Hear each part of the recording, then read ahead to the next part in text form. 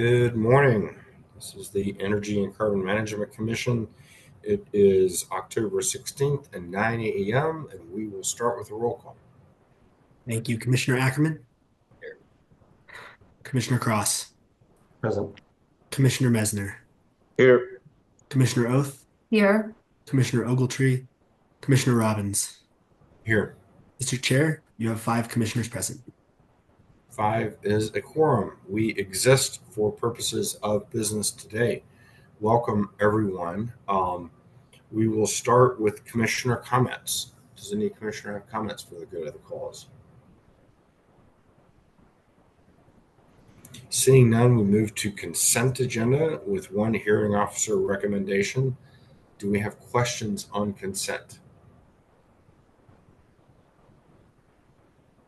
Commissioner Oath. I did have a question on the extraction AOC. Can we elevate the hearing officer, please?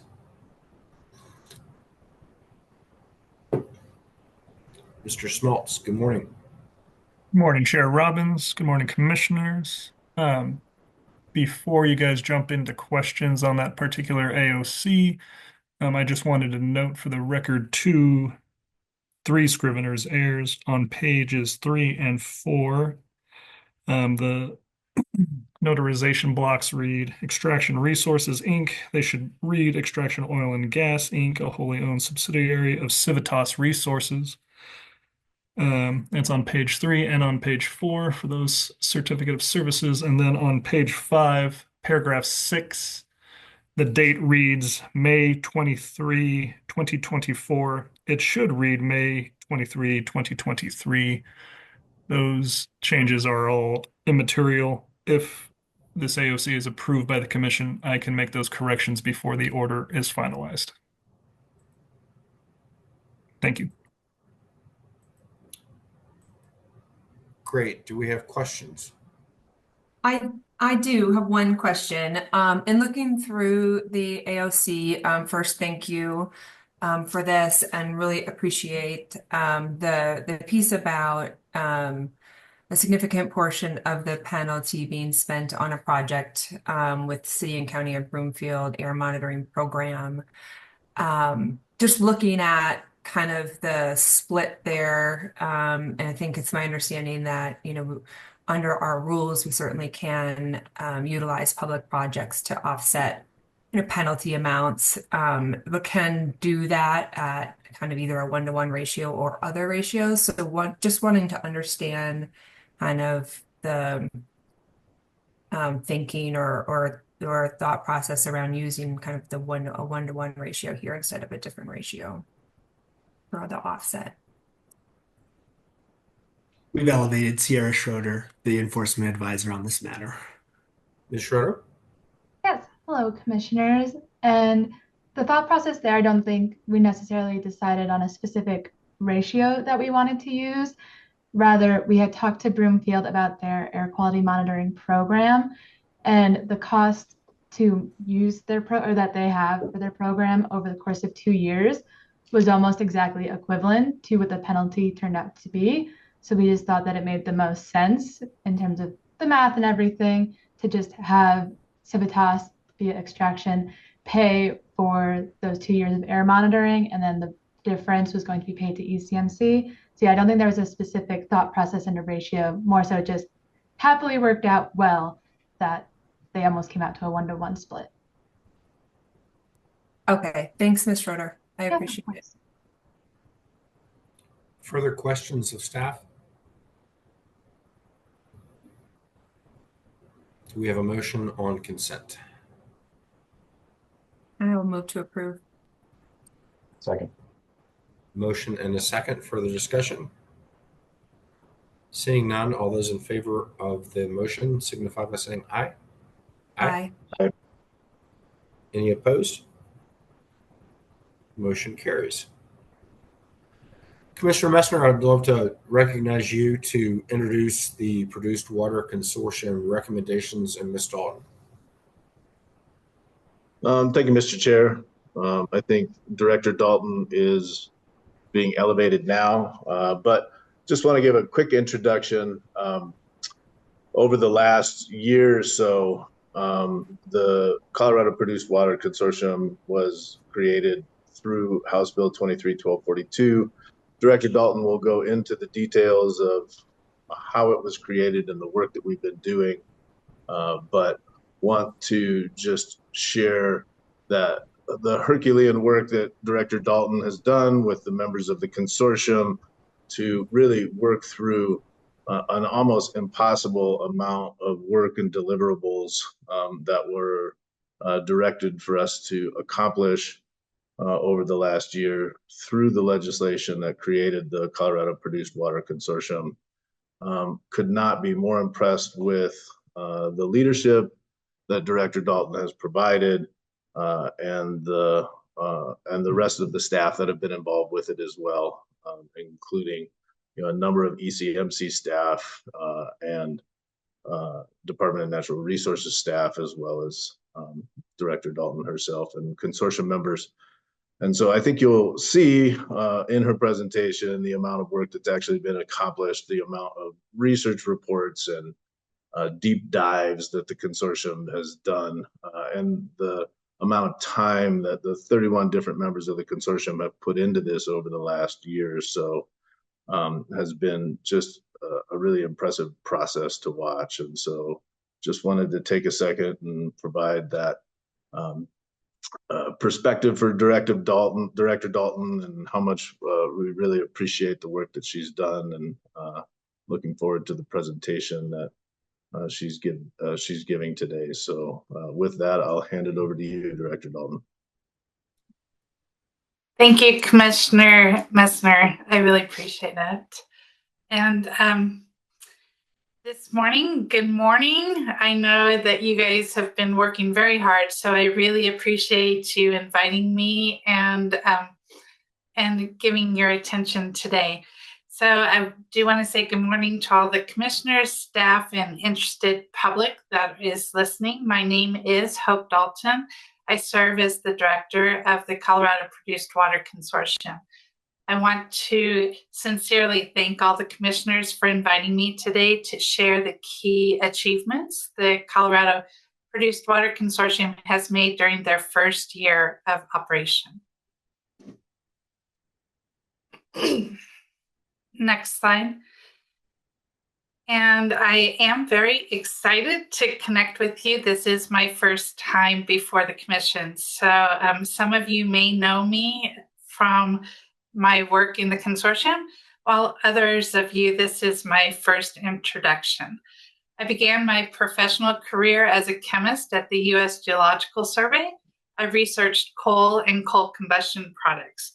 Wanting to make more of a local impact, I began to work at the City of Golden as a drinking water chemist. My career transitioned to stormwater, public health, wastewater, and then leading strategic partnerships designed to solve some of Colorado's toughest public safety and public health challenges. In my role as director of the Colorado Produced Water Consortium, I'm delighted to continue to focus on these collaborative solutions to our toughest challenges. And I do this by trying to listen and incorporate all of the voices. So if you're like me, I like to read the ending first. So here's a summary of what the consortium has been able to accomplish in this past year. All 31 members were appointed. The members elected a chair. That's Commissioner Messner was elected unanimously by all of the members to serve as chair. The consortium staff was hired. The consortium completed 6, almost 7 complex data-driven reports and submitted these to the sponsors of House Bill 23-1242, the General Assembly, and state agencies. These reports are also shared with interested public through a notification email, and they're placed on the Colorado Produced Water Consortium's webpage for everyone's enjoyment. One of the most exciting accomplishments is that the consortium was able to submit recommendations to the commission.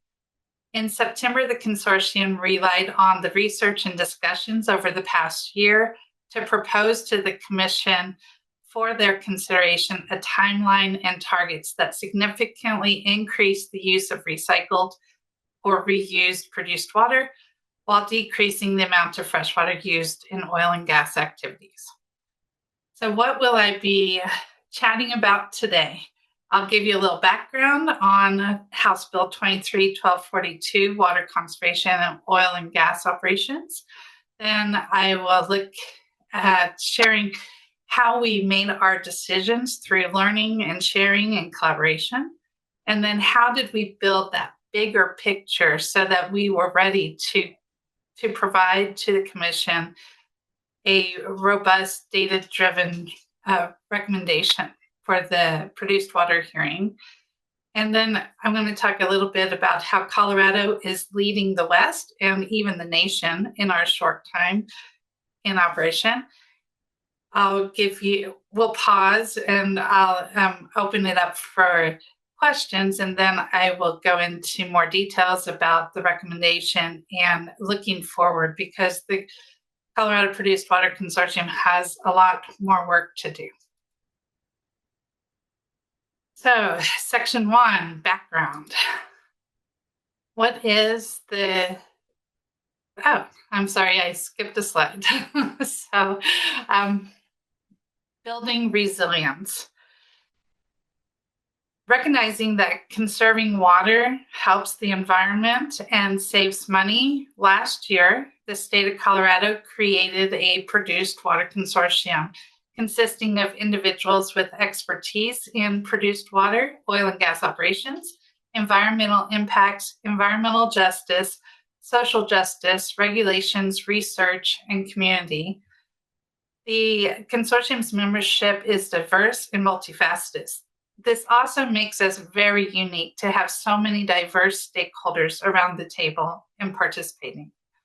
The consortium's primary goal is to reduce the use of fresh water and increase the recycling and reuse of produced water in oil and gas operations.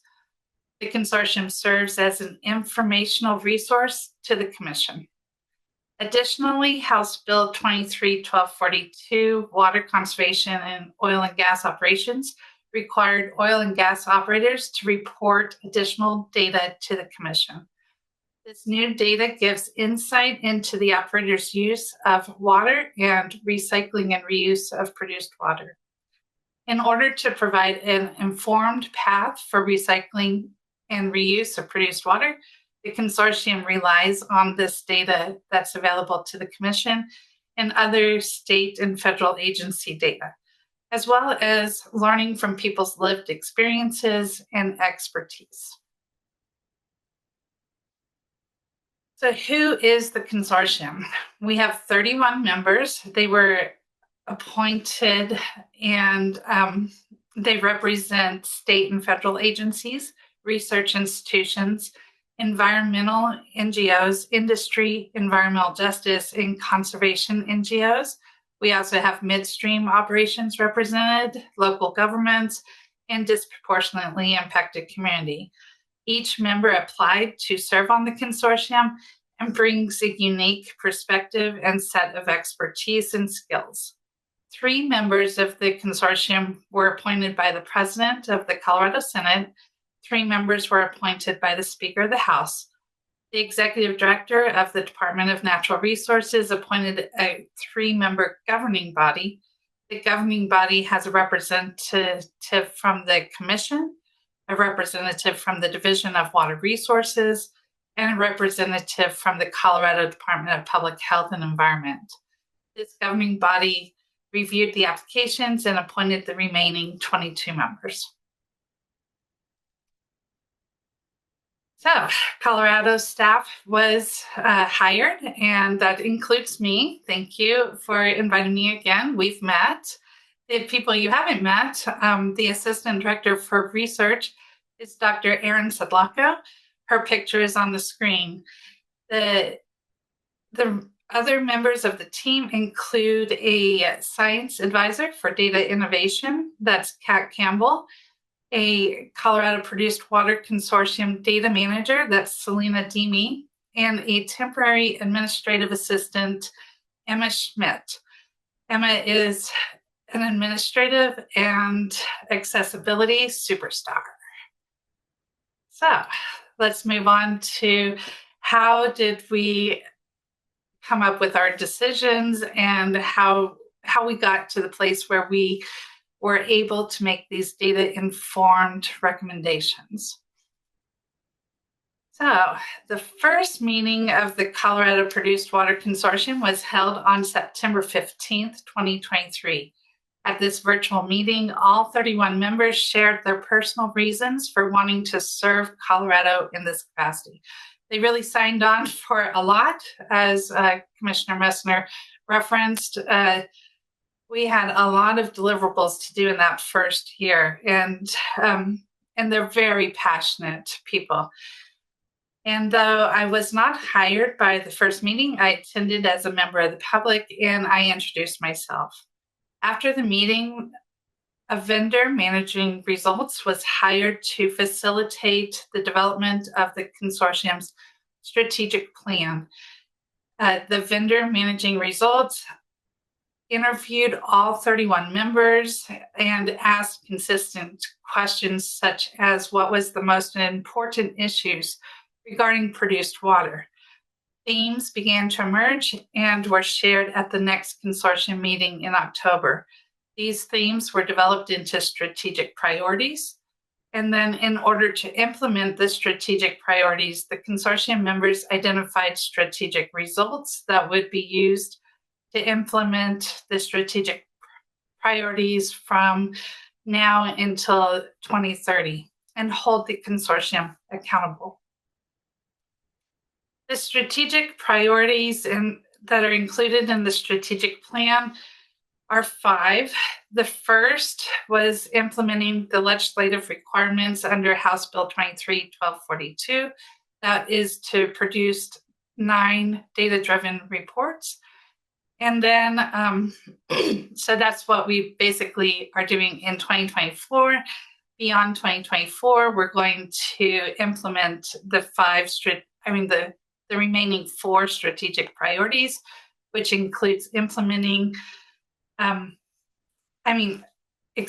identifying regulatory and policy recommendations, communities and environment, education, and research. So with the strategic plan in place, it's time to be curious. And I can tell you the consortium members are curious. They want to know and learn everything. They ask questions.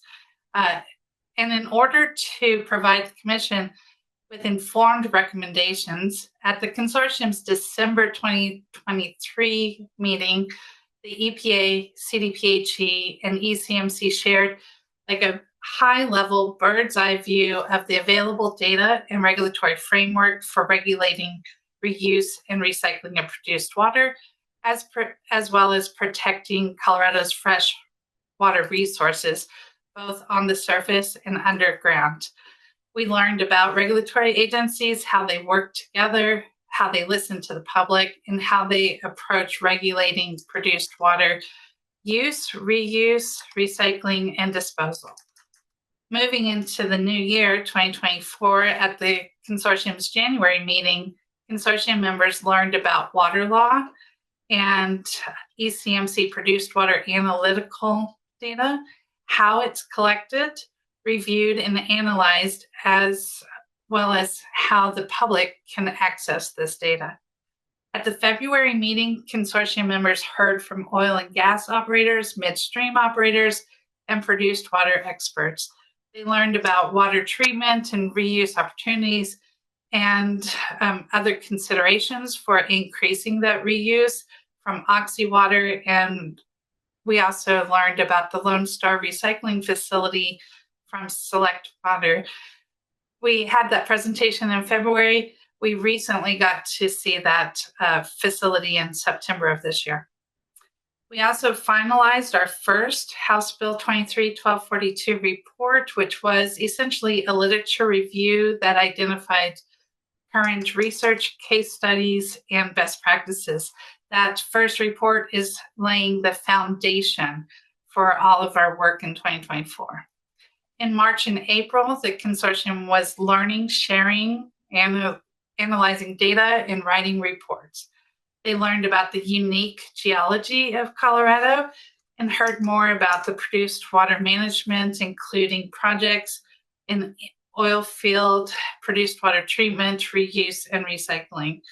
Researchers and academics shared methods for prioritizing produced water chemicals for research, treating, and also characterizing produced water and identifying public health and environmental hazards in produced water. By this time in April, they had finalized their 5th report on regulatory coordination. So all of this was held virtually, and the consortium's members felt a need to connect. And so in May, we held a in-person meeting. The consortium members were feeling more confident about the complexities of produced water, and they wanted to better engage with each other and the community. In May of this year, the consortium meeting really changed the trajectory of the consortium. Instead of focusing solely on regulations, operations, data, members shifted to building relationships with each other and the community. Black Parents United Foundation hosted the May meeting at the Opportunity Center, which is located in a disproportionately impacted community. Community members were invited and attended.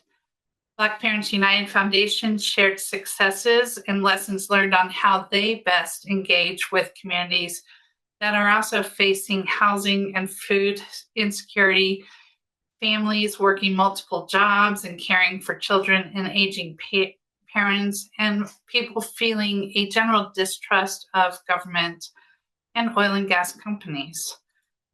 Guest speakers led us through some self-reflective activities that challenged us to look at how we create inclusive spaces for sharing of diverse ideas and discovering invaluable insights that are hidden in plain view. Feedback from both the consortium members and community members after this meeting is that although they might not agree with every member and everything that's being shared and said, they felt that they could trust the consortium members were thoughtful and working towards reducing freshwater use in oil and gas activities in a manner that was ambitious, yet attempted to avoid unintended consequences. After this meeting, the consortium members really focused on developing some guidance for our work. So by June, consortium members realized they needed to capture this in words. They developed the following statement. In all of the consortium's work, the protection of public health, safety, and welfare, and the protection and preservation of the environment and wildlife that makes Colorado a great place to live, recreate, and visit was in the forefront. There is an understanding among consortium members to present recommendations where the benefits of reuse and recycling of produced water is balanced with the potential risks. With this guiding principle, the consortium got back to analyzing data. So how did the consortium start building this bigger picture where we could provide recommendations to the commission? Well, they had 6 reports were used to inform the recommendations sent to the commission in September. The March report is that literature review I referred to that set the foundation. It told the consortium what we know now about produced water through guidance documents, research, case studies, and best practices. Now that we knew what the literature said, the May report showed us how this research and best practices are implemented through regulations, rules, and policies. The regulatory framework and which agency is responsible for which aspect of produced water reuse and recycling is quite complex. The July, August, and September reports let the data show what is currently in place, how much produced water is available, and what we need to consider in order to increase reuse and recycling of produced water. These reports showed the current infrastructure, storage, and treatment facilities, and the necessary infrastructure for predicted oil and gas activities in the future, as well as how much produced water was available and where. The Strategic Priorities Report, which was also due in September, if you'll see on the timeline, we had two due on the same day. The Strategic Priorities Report identified the consortium's needs to prioritize and then understand and to advance the goals of decreasing freshwater use in oil and gas, while also increasing reuse and recycling of produced water. Well, in these strategic priorities, which will be worked on through the strategic plan, the consortium ensures that public health, safety, and welfare of the environment and wildlife resources are protected. All of these 6 reports fed into the recommendations that the consortium sent to ECMC for the 2024 produced water rulemaking, and it considers the protections needed, takes into consideration population dynamics, improvements in technology, research, best management practices, and infrastructure development around produced water. Consortium members designed these recommendations for the timeline and targets for your consideration in the rules that avoided overregulating or underregulating. They made significant strides towards increasing the reuse and recycling of produced water while considering unintended consequences. So, developing the recommendations. There are consortium members representing the oil and gas industry from each of the major basins: the DJ Basin, the Piceance Basin, the Raton, and the San Juan. Each basin operates differently, and the produced water supply can vary. Combined, the DJ Basin and the Piceance Basins make up more than 90% of the statewide water use for well completions. So there was a focus on the DJ and the Piceance because of their high water use. Of the new wells, approximately 90% are expected to be horizontal, with the highest number of new wells expected to be in the DJ Basin north of Denver. So the consortium considered a statewide approach or a basin-specific approach. And in choosing a statewide approach, the consortium desired an approach that included all the wells, even those located outside of a geographically defined oil and gas basin, and that directly addressed achievable targets in the DJ Basin, where the majority of the fresh water is used and the least amount of reuse and recycling of produced water is currently occurring. Consortium members advocating a statewide approach be applied to the Piceance Basin commented that those operators on the western slope that have already invested in infrastructure for produced water storage, treatment, and reuse for well completions are very unlikely to alter their practices in response to the recommended statewide targets, despite the targets being much lower than the historical produced water reuse in the region. So in the DJ, there's about current reuse and recycling is about 2%. In the Piceance, it's higher, like 85%. And so there was concern that if we took a statewide approach from the DJ Basin, that these high levels of reuse and recycling in the Piceance would drop. But the Piceance has a lot of infrastructure, the DJ Basin doesn't. So if there's infrastructure available, those members advocating for the statewide approach that, people are going to use the infrastructure if it's available. Consortium members that wanted a separate target be offered for the Piceance, and other certain areas in Western Colorado wanted the targets for these areas to reflect the current high levels of recycling and reuse of produced water.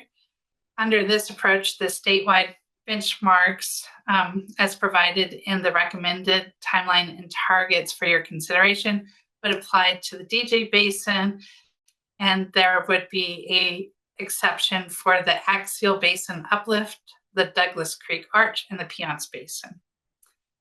In 2022, those three basins in Western Colorado were responsible for 15.7% of statewide water use for well completions. In the data-heavy reports, that infrastructure report and the produced water availability reports, the consortium identified some data limitations. The data analyzed included estimates of produced water reuse and recycling from Forms 5A and total amount of water used for hydraulic fracturing contained in Frac Focus from 2012.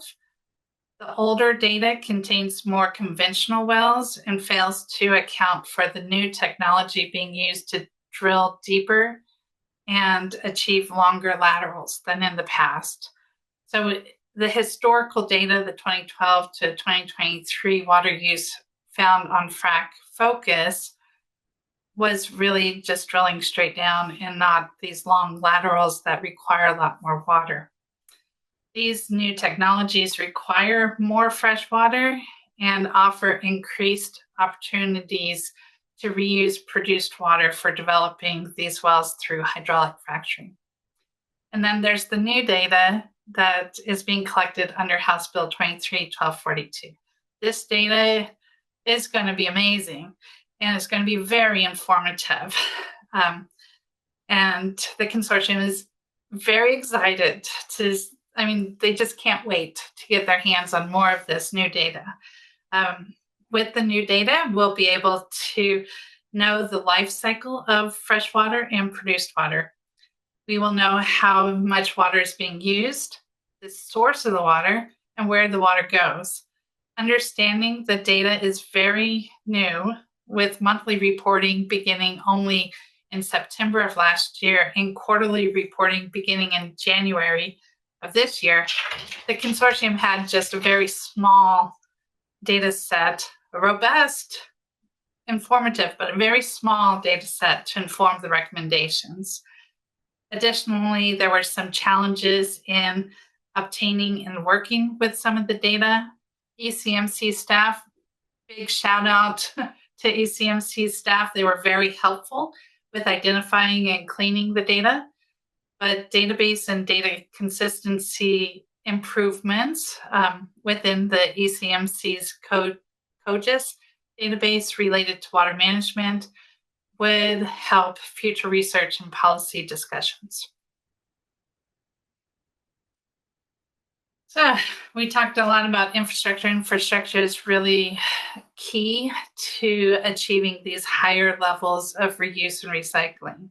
Although there are pockets of robust infrastructure, storage, and treatment needed for recycling and reuse of produced water in the DJ, where the exploration and production is expected to be significant in the coming years, there is limited produced water infrastructure.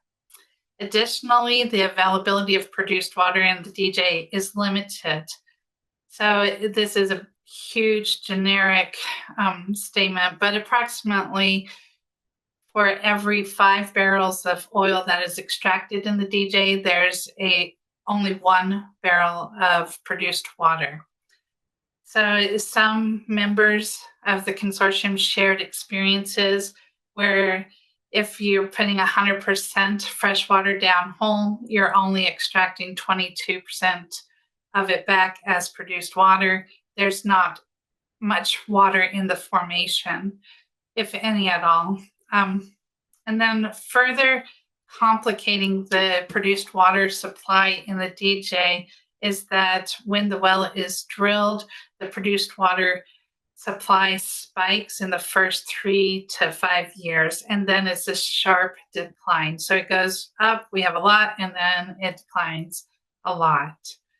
So we really thought, well, what can be done here without exporting the produced water supply that's available in Southwest Colorado to the DJ. What can be done is diverting trucks from the roads. So currently, trucks in the DJ and places with limited infrastructure carry produced water from the production pad to a disposal well. And we could reduce the amount of vehicle miles traveled by diverting those trucks from the disposal well to a well pad where completion activities are occurring for hydraulic fracturing. And everyone on the consortium agrees that reducing the number of trucks on the roads has economic benefits, has positive outcomes for public safety, public health, the environment, and wildlife. Even at the lower percentage numbers, reducing the number of vehicle miles traveled is expected to have a positive impact. So next slide. So we did run some scenarios, and what you're seeing there is one of the scenarios that we ran, which is, how much water is saved if we use all fresh water for hydraulic fracturing, all the way up to how much water is saved if we use 50% produced water for hydraulic fracturing. That 26,000 acre feet used for hydraulic fracturing is from an analysis in 2021.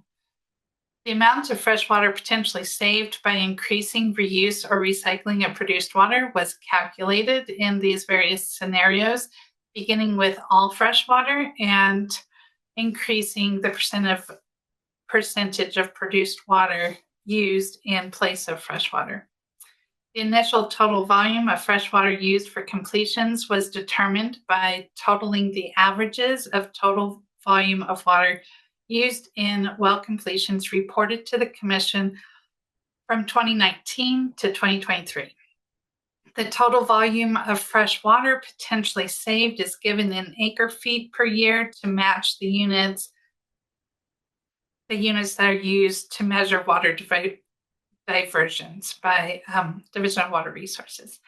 By replacing the fresh water used for hydraulic fracturing and well completions with produced water, more water is left in our streams, rivers, lakes, and groundwater aquifers. I'd like to note a few limitations related to these calculations. They are based on limited data sets, and the amount of freshwater used for completions is expected to be significantly more as hydraulic fracturing is used to extend long laterals even further than what's possible today. These scenarios do not account for the improvements in technologies. But these scenarios were used to identify the targets included in our recommendations. To develop the timeline, the consortium originally drafted a three-tiered approach. The four-tiered approach that is included in the recommendations allowed for more flexibility.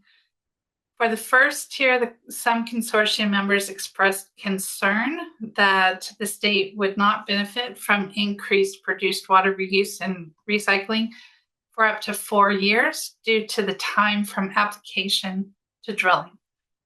Others felt the timeline was quick, as operators are aware that this timeline and targets is coming and will be planning now for the implementation of some level of reuse and recycling of produced water. Because just over 85% of the total volume of water used for well completions is occurring in the DJ Basin, and future oil and gas development is expected in the DJ Basin, The DJ Basin was identified as the appropriate oil and gas production basin to quantitatively represent the statewide approach. The initial target of 4% was based on analysis of infrastructure, produced water availability, and current reuse and recycling rates in the DJ Basin. Although higher rates of produced water recycling are occurring in other parts of the state, the statewide approach for this first tier is based on what is considered feasible to achieve today in the DJ Basin. The second tier relies on temporary water trains and limited on-site storage with the emissions related goal to reduce vehicle miles traveled. So that's that diverting the trucks from disposal to a site that is drilling. The third and fourth tiers require significant more investment and investigation into options for centralized treatment and storage of produced water. So what's next for the rest of the year? In the next 2 weeks, the Commission will receive the consortium's 7th report on November 1st. This report will include recommendations for identifying barriers for the safe recycling and reuse of produced water in the state, taking into consideration environmental justice issues, legal issues, testing standards and procedures for treating produced water, research gaps associated with the treatment of produced water, including gaps in addressing emissions from produced water treatment and storage and other deficiencies in the treatment of produced water, water sharing agreements, and infrastructure and storage for produced water reuse and recycling, specifically addressing new or existing pits. By December, the consortium will be recommending a statewide strategy to decrease the amount of fresh water used in oil and gas operations in the state. The final House Bill 23-1242 report will be developed in 2025 and will include methods and evaluation tools for produced water treatment that may increase the potential for reuse and recycling of produced water beyond hydraulic fracturing, which is the focus of the consortium's work today. So, a preview of that November 1st report. Although the November 1st report identifying barriers to the safe recycling and reuse of produced water is being finalized with feedback from the consortium members given at last Friday's meeting, I wanted to give you just kind of a preview of what you'll see in that report. Upon review of the legislative mandates provided in House Bill 23-1242, review of the consortium strategic plan, the previous consortium reports, and the recommendations that the consortium sent to the Commission for your consideration at the upcoming produced water rulemaking. The consortium will be recommending 2 items, the consortium should explore statutory changes related to withdrawing water previously injected into disposal wells as defined by ECMC rules. This is a concept that the consortium members want to explore more, and that is these disposal wells that are holding produced water. What if they could be used for storage and at a later date we could extract that produced water for another use? The technology is not there and the regulatory framework is not there. So we'd like to explore providing that regulatory framework so that when the technology catches up, is determined as feasible, then the statutory changes will support the new technology. Because many of the barriers to be identified will be dependent on what the Commission decides in December at their rulemaking, the consortium needs additional time to analyze both the newly collected House Bill 23-1242 data on produced water and freshwater storage collected on the new Forms 7 and 47. And the consortium recommends that they have that time to conduct further data analysis and research. This data analysis and research is expected to result in the following reports on topics such as utilization of Class 2 UIC wells and underground produced water storage and reuse and recycling of oil and gas operations. There's a lot of questions about liability, who owns the produced water, and some legal issues that we would like to work with the AG's office on and learn a lot more about. We haven't had enough time to look at that. The potential risks and benefits of storage and transportation to communities. There was quite a lot of talk about community impact. We'd like a little more time to work on that. And then considerations for produced water if it's treated. So if it's treated at different levels, can it be transported in a different way? Can it be stored in a different way? So we'd like an opportunity to look at that. So as I mentioned, Colorado is leading the way. We're leading the West and the nation. And I want to talk a little bit about our regional approach. So the Colorado Produced Water Consortium appreciates the open sharing of research and collaboration with the New Mexico Produced Water Research Consortium and the Texas Produced Water Consortium. The first Produced Water Consortium was in New Mexico, and it was established in 2019 with the passage of the 2019 Produced Water Act. The New Mexico's consortium is located in New Mexico State University and collaborates with the New Mexico Environmental Department. The New Mexico Consortium focuses specifically on conducting scientifically based research to support and foster regional sustainability. They research technology, economics, human and environmental health and safety issues, and fit for purpose uses outside the oil and gas sector. They have several large-scale pilot projects that are expected to have results later this year or early next year. Additionally, New Mexico hosts monthly meetings with representatives from many states and other consortia in order to coordinate a national approach to produced water management. This meeting includes New Mexico, Texas, Colorado, California, and Pennsylvania, along with several national professional organizations such as the Groundwater Protection Council. Next to be established was the Texas Produced Water Consortium, which was established in 2021 by Texas Senate Bill 601.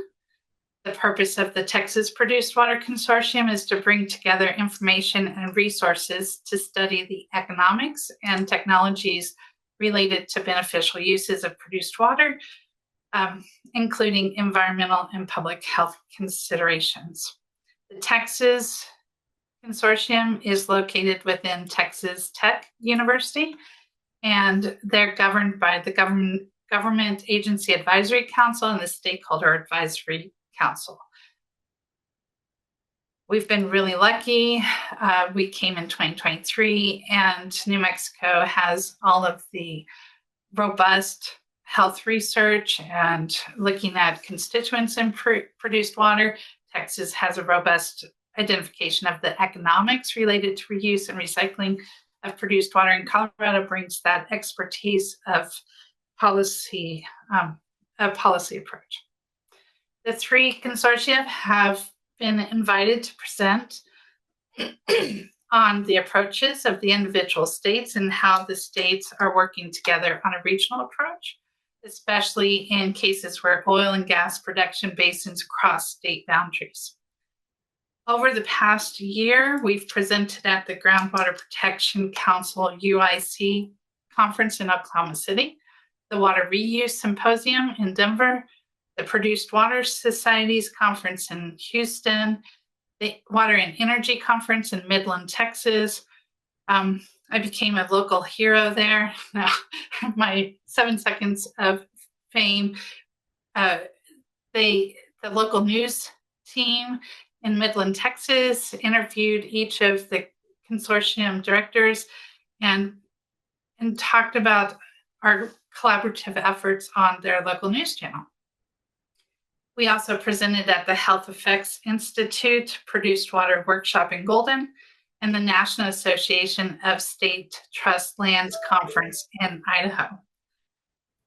I've also presented with a consortium member at the Sustaining Colorado Watersheds Conference in Avon, which was held recently, and that was a result of an article in Headwaters magazine on industrial water use in Colorado. An emerging partnership is with the Center for Excellence in Produced Water Management at the University of Wyoming.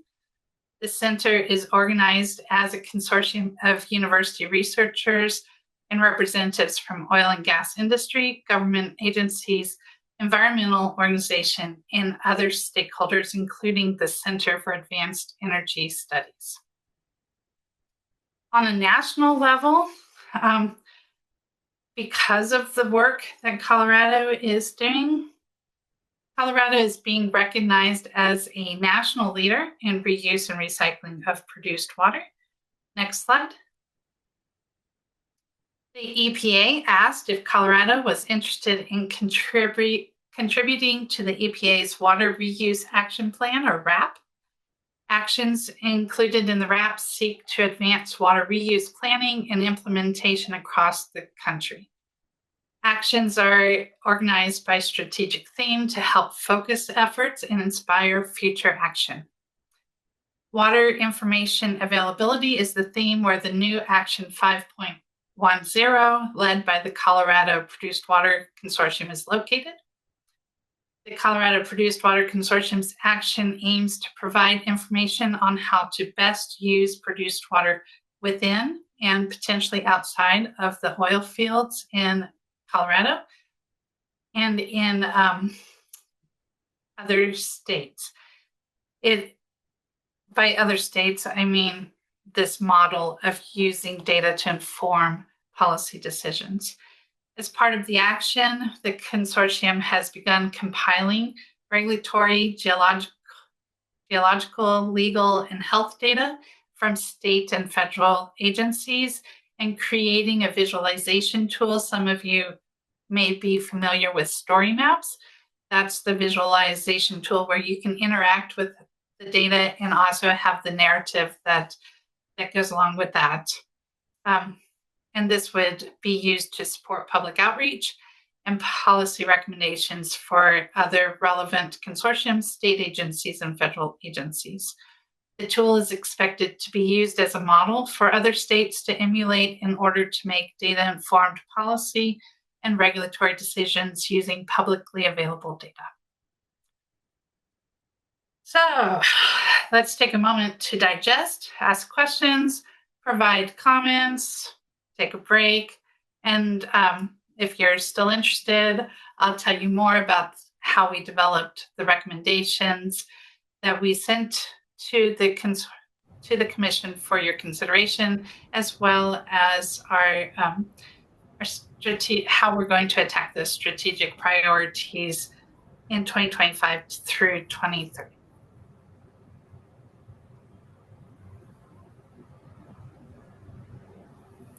Thank you very much, Director Dalton. Commissioners, do we have questions for the director?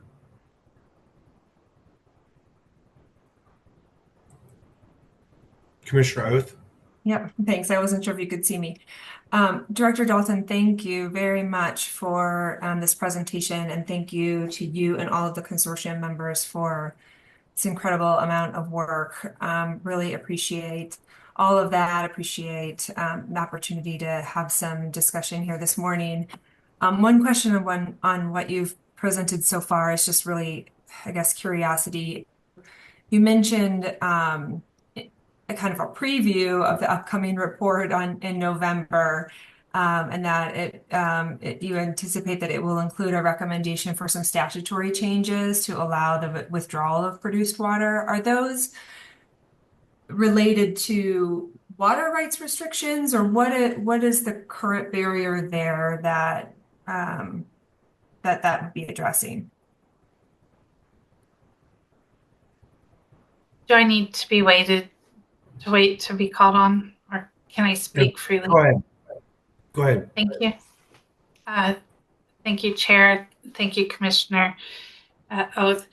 So I apologize if I misrepresented. In the November 1st report, we're not going to be recommending any statutory changes. What we wanted to do was look at this concept of using the disposal wells as storage facilities, in a sense, where it goes down and then at a later date we can pull it back up. When we're looking at the technology, we also want to look at whether that would require a statutory change. I see. Okay, great. Thank you for that clarification. I appreciate that. Mr. Chair, I had a question or two on the recommendations themselves, but it sounds like maybe we're going to get to that later in the presentation, so I'll hold those. Yeah, I do believe we're going to see some additional slides regarding the actual recommendations. So if we want to, do folks have other questions now, or do we want to move into the recs?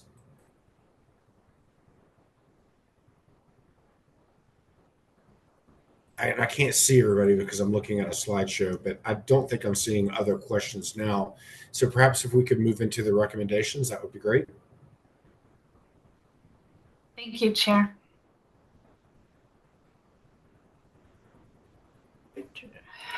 Okay. So the recommendations were required. House Bill 23-1242 required the consortium to provide recommendations to ECMC for their 2024 produced water rulemaking. Next slide. Some of the considerations that the consortium used in developing the recommendations was everything that we learned on those 6 reports, those data-driven reports. And everyone recognizes that conserving water helps the environment and saves money. Everyone wanted to conserve water, so that was a huge guiding consideration. If we work together collectively to build sustainable and resilient communities, that's always a benefit. There are opportunities for collaboration and conservation. We had to consider that our recommendations would have no increase in air emissions. That was always an underlining theme. We have to consider public health, safety, and welfare, protection and preservation of the environment and wildlife, benefits of reuse and recycling of produced water, balanced with potential risks. We also considered the following unintended consequences: the potential to increase truck traffic, especially when there was no infrastructure already in place, the need to build additional infrastructure for those higher levels of reuse and recycling, which will require some centralized storage and treatment, the potential to increase footprints of the oil and gas pads, and that's mostly because of on-site storage, although on-site storage may be temporary. The potential need to import produced water because there's not enough produced water to use the water that's produced in the basin, and the potential for spills that contaminate air, soil, and water, both at the surface and at the ground level. The key takeaways from the many discussions held by the consortium included consortium must develop recommendations that protect public health and safety, the environment and wildlife resources. They could not increase air emissions. And the previous reports, those 6 reports, use a simplified approach to data analysis and forecasting that can be improved on with more in-depth exploration and that growing set of data. The timeline of requiring reuse and recycling of produced water was so that every 4 years is our recommendation, that timeline. We wanted it to start as soon as possible, and so we really looked at how OGDPs and CAPs followed that timeline, and that's why we chose that every 4 years, as well as the every 4 years gave us time to look at that growing set of data. So the targets needed to significantly increase the use of recycled and reused produced water and decrease the amount of fresh water. And so that's where the discussions about should we have different levels of reuse and recycling based on what's currently being done there. So we needed to see that significant increase, and so those were our key takeaways. So what did we recommend?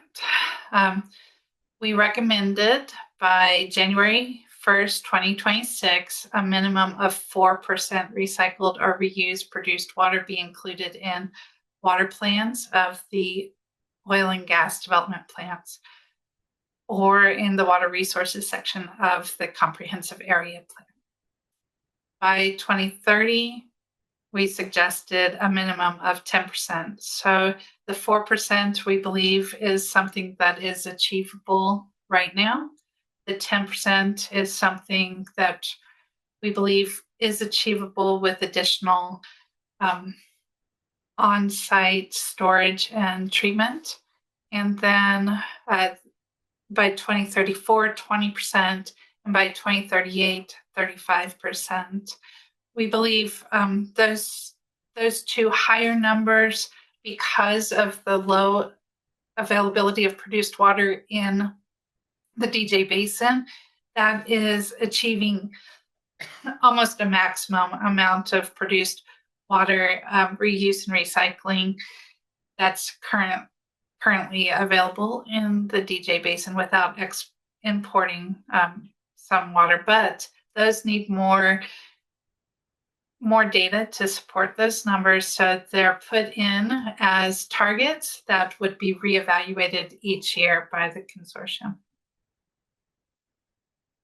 We also, beyond our statutory requirements to provide the commission a timeline and targets, we made a few additional recommendations.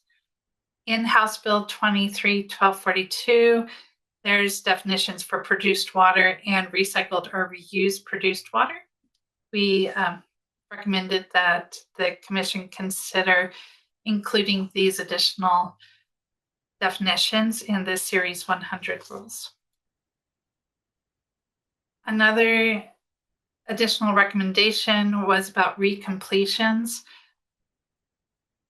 The consortium honestly didn't realize that recompletions did not require a submission of an oil and gas development plan or a CAP. And so we wanted the commission to consider requiring an iterative and consistent schedule updates for increasing the reuse and recycling of produced water in these recompletions. And we suggested modeling that after the timeline and targets that we recommended for new oil and gas wells. There was we didn't really get to delve deep into this topic, but there's some surface level discussions about planning for infrastructure when you're planning, essentially your trenches. So when an operator is constructing a pipeline, we'd like the the ability for them to also consider adding that produced water infrastructure such as flow lines. Again, we didn't get to delve deep into how that would happen, so that is a consideration. Another one was community impacts, and the consortium does need to identify what data would provide the best overall view of community impacts. And so we do need more data and analysis to better understand these community impacts. We do want to acknowledge that ECMC is collecting more data on freshwater use and produced water management, disposal, reuse, and recycling. Additional data on emissions and emission control technology would be very helpful, because some of the questions around emissions, consortium members had difficulty finding enough data to really make that recommendations. Emission data is valuable, but to better understand community impacts, the consortium needs to identify how to best measure the impacts to communities beyond just emissions. So the consortium acknowledges that some areas of the state, such as the Piceance Basin, are reusing and recycling very high levels of produced water, sometimes more than 90%. And they're doing this with zero requirements from the commission. So they're doing this because it makes sense in that area. The hope is that even if the commission adopts lower than what's currently happening in the Piceance, that operators will continue to have those high levels of reuse and recycling, and would continue to do so. All right, folks, let's give it a second for everyone to resume in, and then I'm going to call upon Hearings Manager Thomas to sort of explain what may have happened and where we're at in terms of our virtual meeting this morning. It is 10:38. This is the Energy and Carbon Management Commission on October 16th, regular business agenda. It looks like we've got 54 or 46 attendees. Hearings Manager Thomas, do you want to articulate, not that it matters, but what may have happened and where we are now? Yes, thank you, Mr. Chair. While we were running the Zoom meeting, we had someone else try to log in to host a separate Zoom meeting. It was members of another group that were trying to troubleshoot issues they had with the meeting last week. As a result, we were continuously kicked out of this hosting. We believe that's been resolved and we can proceed without interruption moving forward. So apologies to everyone for the confusion on that matter. But we have addressed it. All right. Well, this is a first. We've had a lot of virtual meetings over the last few years, and we've never had situations in which we've been kicked out of our meeting, but it looks like we are reset. With that, Director Dalton, sincere apologies for the continued breakups, but I think we're all back now, and we'd love to hear your final pieces of your presentation. Thank you, Chair Robbins, and thank you, commissioners, for your patience and willingness to let me finish the presentation and answer questions. And I really, really do appreciate that. So back to our last item that the consortium had struggled with. The consortium acknowledged that some areas of the state, such as the Piceance Basin, are currently achieving high levels of reuse and recycling, upwards of greater than 90% reuse and recycling in that areas. This is mainly because they have the infrastructure in place.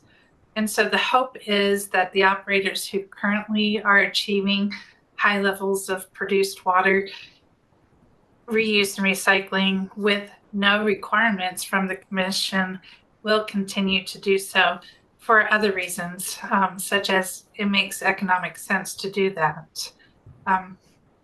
For operators that are currently recycling or that are not currently recycling, or that are recycling at 1 or 2%, several ideas were shared in discussions about what techniques could be used to encourage innovation and collaboration. So beyond just requiring this timeline and targets, the consortium really, their main focus is to encourage innovation and collaboration so that we can make Colorado better for everyone. So looking forward.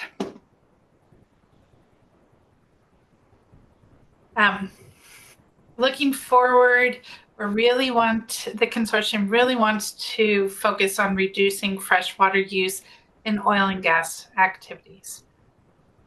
Our strategic priorities beyond 2024. So again, 2024 was focused on getting those foundation laid and looking at the data and meeting our legislative deliverables. But beyond that, the consortium has identified education, communities and environment research, and identifying regulatory and policy recommendations as their strategic priorities for 2025 to 2030. Education. The consortium wants, next slide, wants to continue to build the knowledge among members, and this is from sharing their own expertise as well as really learning from their lived experiences and inviting speakers to come and help us really round out our knowledge of produced water. We want to provide the public with information on a regular basis in accessible and understanding ways. This is really referring to plain language and taking the government speak that we all use or the research speak that we all use and making it in a way that the public can access that information, despite the complexities of produced water management. We want to engage communities in the consortium's process of making recommendations and proactively outreach to impacted communities. And you can find all of these in our strategic plan. The next strategic priority is communities and environment.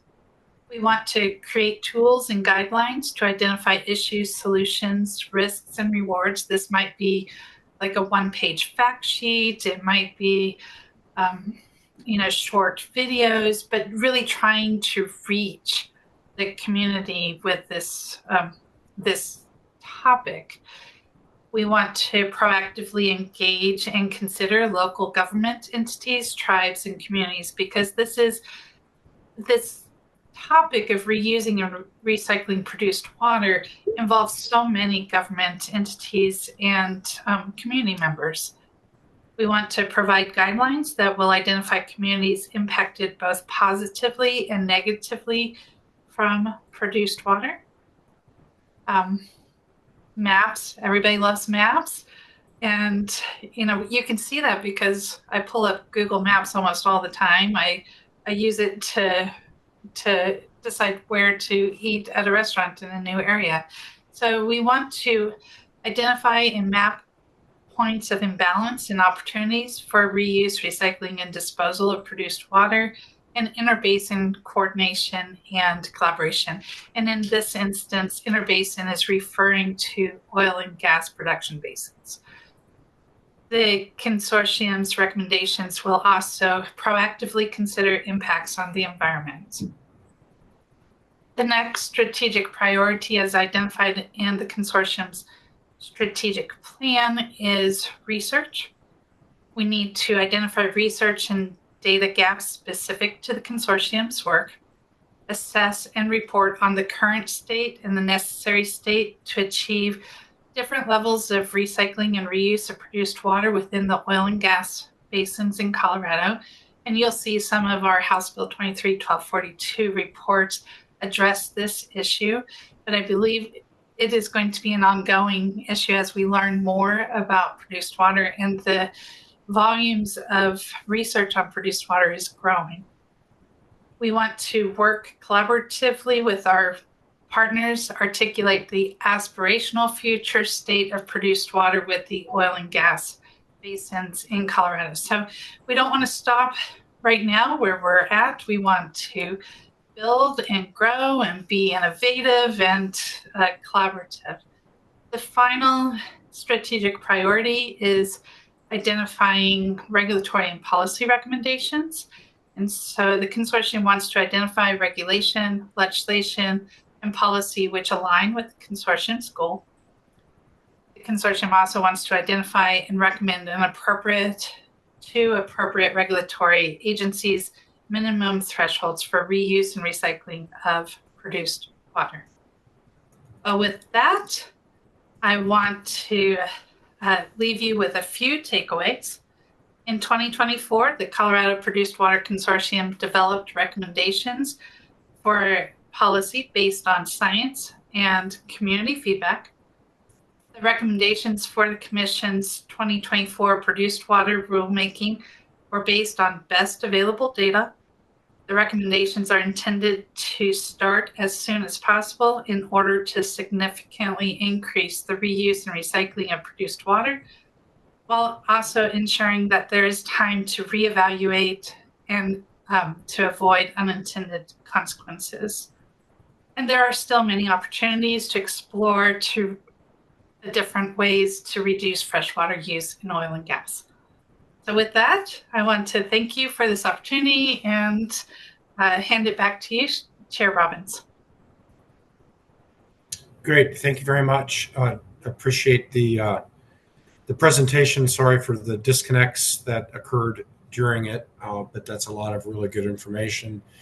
It's helpful for us to receive this ahead of the produced water rulemaking that we are going to be undertaking in December. Commissioners, questions for Director Dalton? Commissioner Oath? Thanks, Mr. Chair. And Director Dalton, thank you again. It's pretty remarkable that the consortium came to consensus on the recommendations. So really appreciate all of that. I have a question about the recommendations. Just wondering if, so as I understand it, the recommendations are for, sort of escalating percentages of produced water, but per well. And so I was just curious if the consortium talked about different models, for example, that would kind of allow some more flexibility for an operator to maybe use a larger percentage at one location and another if there's kind of opportunity, but overall it would lead to kind of the same types of percentages. If you all talked about that, and if there's anything you could share with us from that conversation. Chair Robbins, are you okay with the free flow? Yep, please go ahead. Thank you, Commissioner Oath. Yes, we talked a lot about that and different models.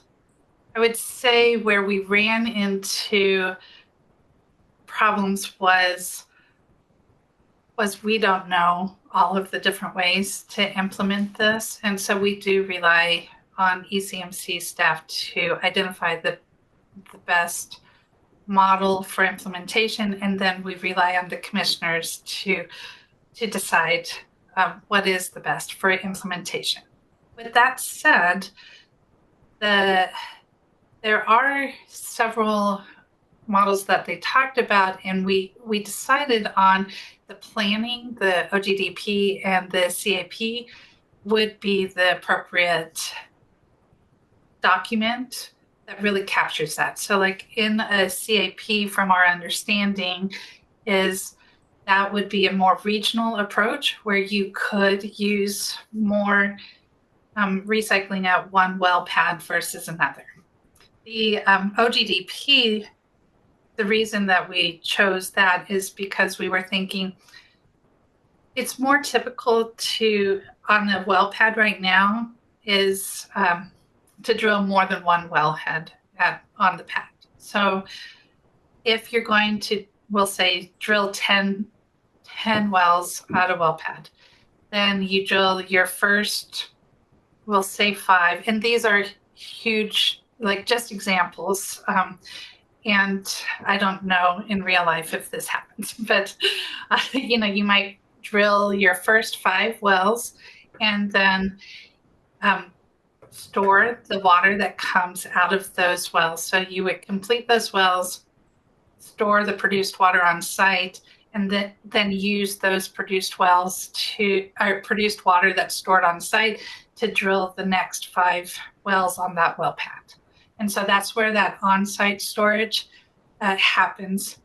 What we saw in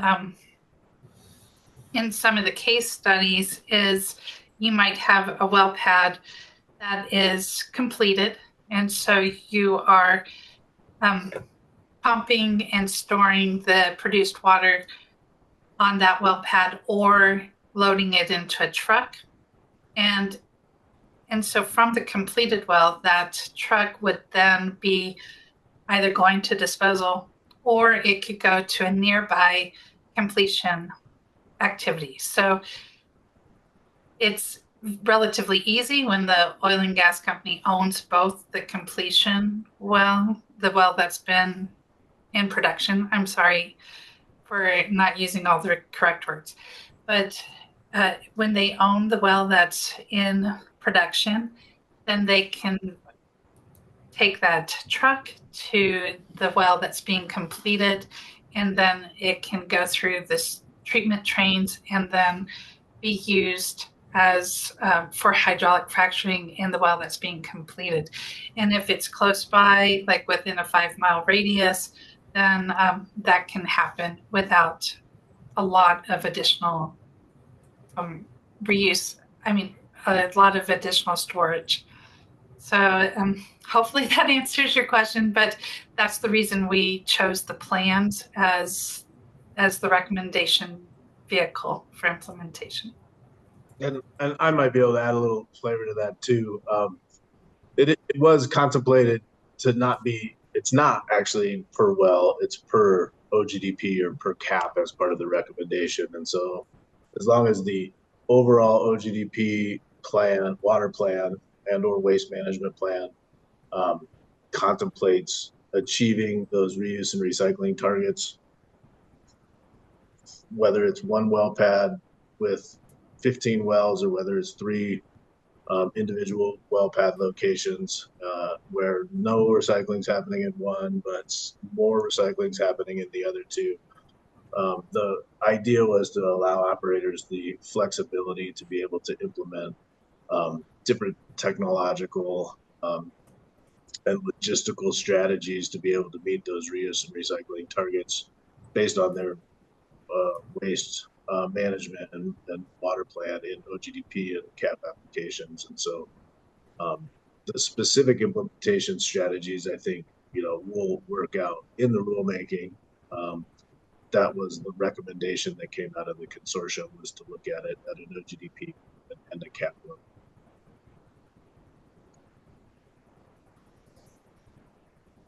Follow up, Commissioner Oath? Nope, just my thanks. Thank you. I appreciate that. Further questions for the director? Commissioner Cross? Thank you, Mr. Chair, and thank you, Ms. Dalton, for this presentation. It's very helpful, and I appreciate all the hard work done by you and the rest of the consortium. I was curious to get some more input on some of the direction about the centralized E&P facilities, specifically the idea of not putting them in disproportionately impacted communities, and sort of the best ways to move forward with that kind of guidance, especially when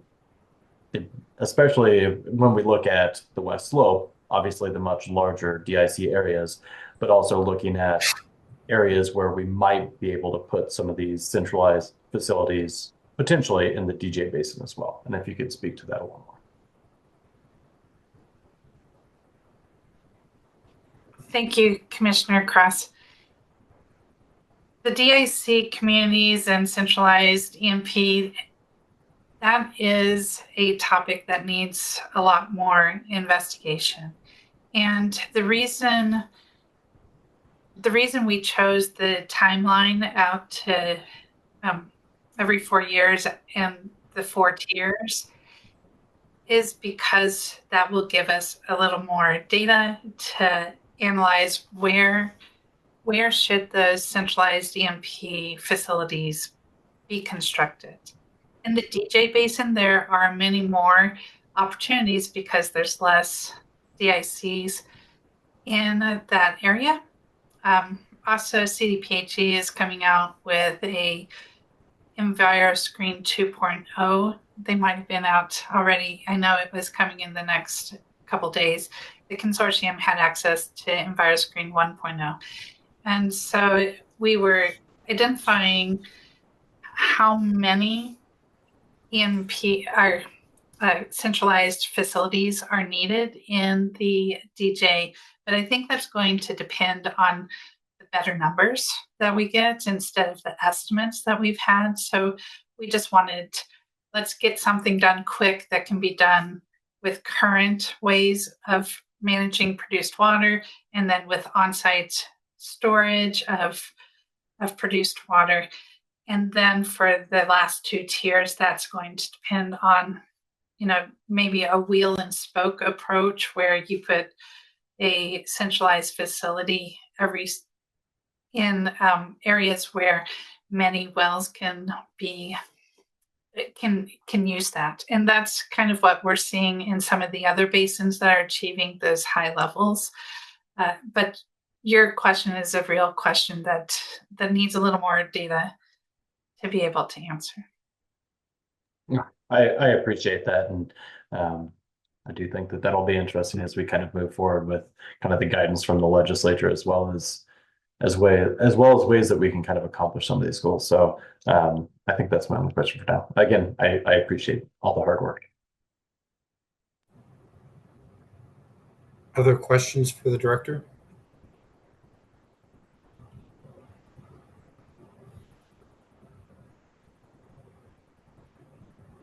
Well, seeing no further questions, we really thank you for the presentation this morning.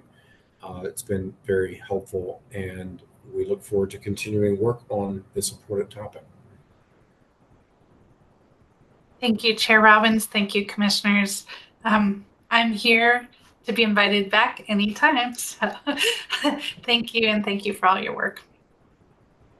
Great. Thank you very much. Commissioners, why don't we take a few minutes to regroup and get ready for our next agenda item. Hearings Manager Thomas, if you could elevate the next folks up, that would be great. Let's return at 11:10. All right, welcome back, commissioners. This is the Energy and Carbon Management Commission. It's the October 16th business agenda. We now will move forward with our dockets. First, we have docket number 231000312, a oil and gas development plan proposed by St. Croix Operating. It's called the Buckhorn OGDP, and I believe we will hear from Mr. McGowan. Morning, Mr. Chair. Thank you, sir. And do you have witnesses that we need to swear in? Yes, Mr. Chair. Mr. Chair. But we have, sorry, go ahead. Apologies, Mr. McGowan. Mr. Chair, would first like to hear from Derek Timmerman of ECMC staff. He just wanted to provide a brief update on this matter. Thank you, Hearings Manager Thomas. Apologies for that. Go ahead. Thank you. I'm having trouble with my video right now. It's not starting up. It's okay. It's part of the course today. Right. My name is Derek Timmerman, and I was the lead location assessment specialist for the St. Croix Buckhorn OGDP.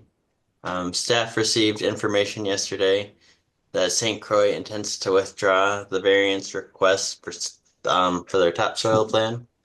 In light of this information, staff would like to place a COA on the Form 2A for the Buckhorn 1 location that St. Croix must have an updated topsoil plan submitted via Form 4 Sundry and approved prior to construction of the proposed location.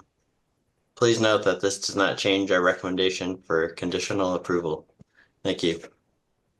Thank you, Mr. Timmerman. Any questions of Mr. Timmerman from the commission?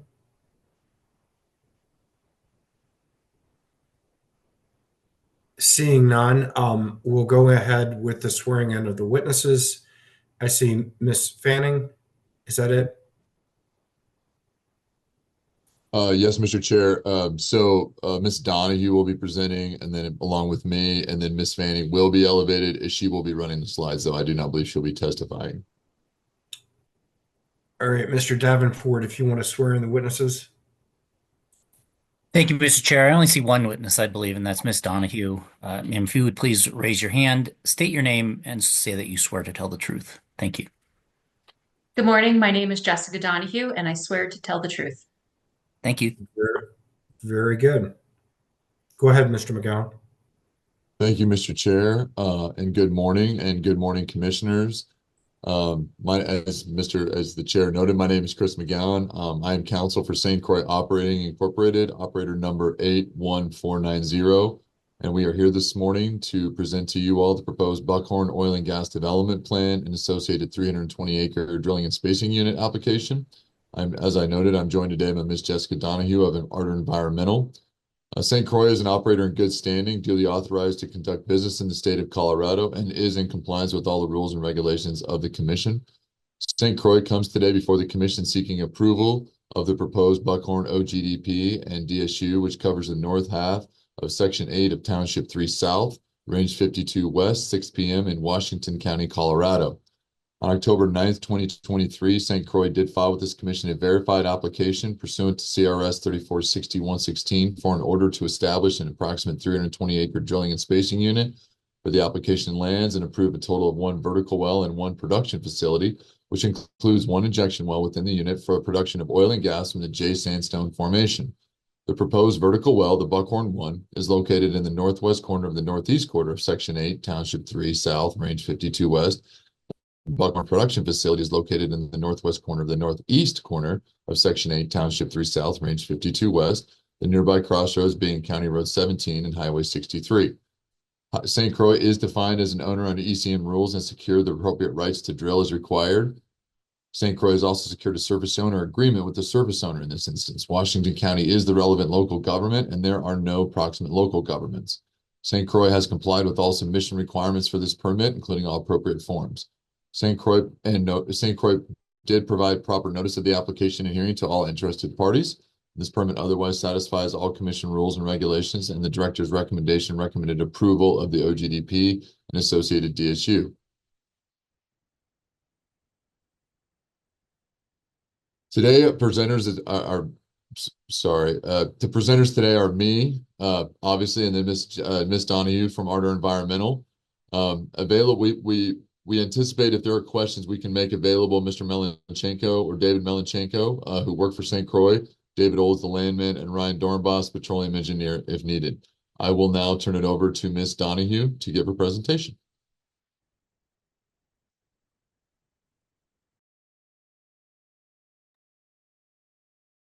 Good morning, commissioners. My name is Jessica Donahue, Compliance and Permitting Specialist with Ardor Environmental, here today representing St. Croix Operating. Today, we'll go over the OGDP that's presented before you today. We'll walk you through the project timeline and the project overview, the proposed locations and details of the project, some of the best management practices that St. Croix is going to incorporate into their operations, as well as an anticipated operational timeline. And then we will touch on the topsoil variance request that St. Croix had submitted with the OGDP, and then we'll be available for any commissioner questions. St. Croix Operating was founded in 1996 with operations in Colorado, Montana, North Dakota, and Wyoming. St. Croix's Colorado operations are currently focused in Washington County. Their Colorado assets are primarily vertical oil well development. St. Croix has active engagement with Washington County, community members, and landowners. St. Croix operates in a manner that protects public health, safety, welfare, the environment, and wildlife resources. All required documents associated with the OGDP hearing application, Form 2A, 2B, and 2C, were submitted to ECMC by February 13th, 2024. On July 31st, 2024, St. Croix received its completeness determination and the Form 2C was approved. On August 30th, 2024, the 30-day public comment period ended. No comments were received. September 2nd, 2024 was the petition deadline for the OGDP. No petitions were filed. And on September 13th, 2024, ECMC staff issued the director's recommendation for approval.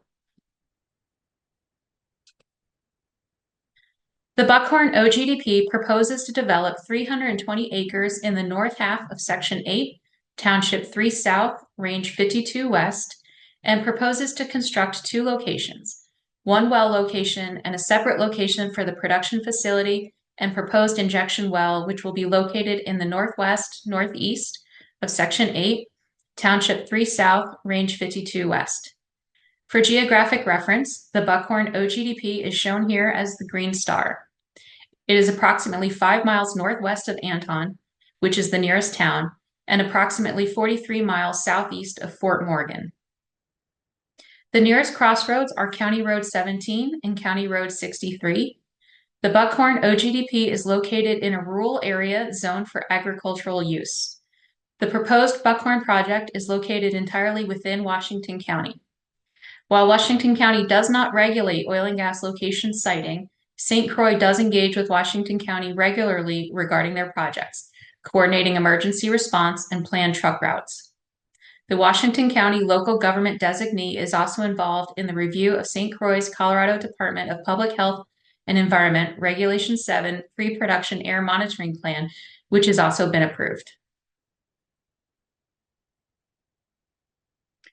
As represented on this slide, there are 2 oil and gas locations within the green boundary that represents the proposed mineral development area. The Buckhorn number 1 is a planned well location with 1 proposed vertical oil well. The Buckhorn production facility will not have any oil wells on location. This location will only consist of production equipment for the proposed Buckhorn well location and the proposed Class 2 UIC Buckhorn SWD number 2. The Buckhorn oil well is planning to target the J Sand Formation. The Buckhorn SWD number 2 disposal well is proposed for the Lyons Formation. This is not an enhanced recovery project. The production facility is located within the mineral development boundary. As you can see from the image, there are no residential building units, school facilities, high occupancy building units, or designated outdoor activity areas within 2,000 feet. The project is approximately 2,600 feet from the nearest RBU and 2,464 feet from the nearest building. St. Croix has communicated with both the nearby church and the residents to the northeast. Neither have expressed concerns regarding the project. Under Rule 304D1, St. Croix requested a lesser impact exemption from the noise and light mitigation plans. The director approved this request April 15th, 2024. The Buckhorn OGDP has an overall EnviroScreen percentile of 3.77.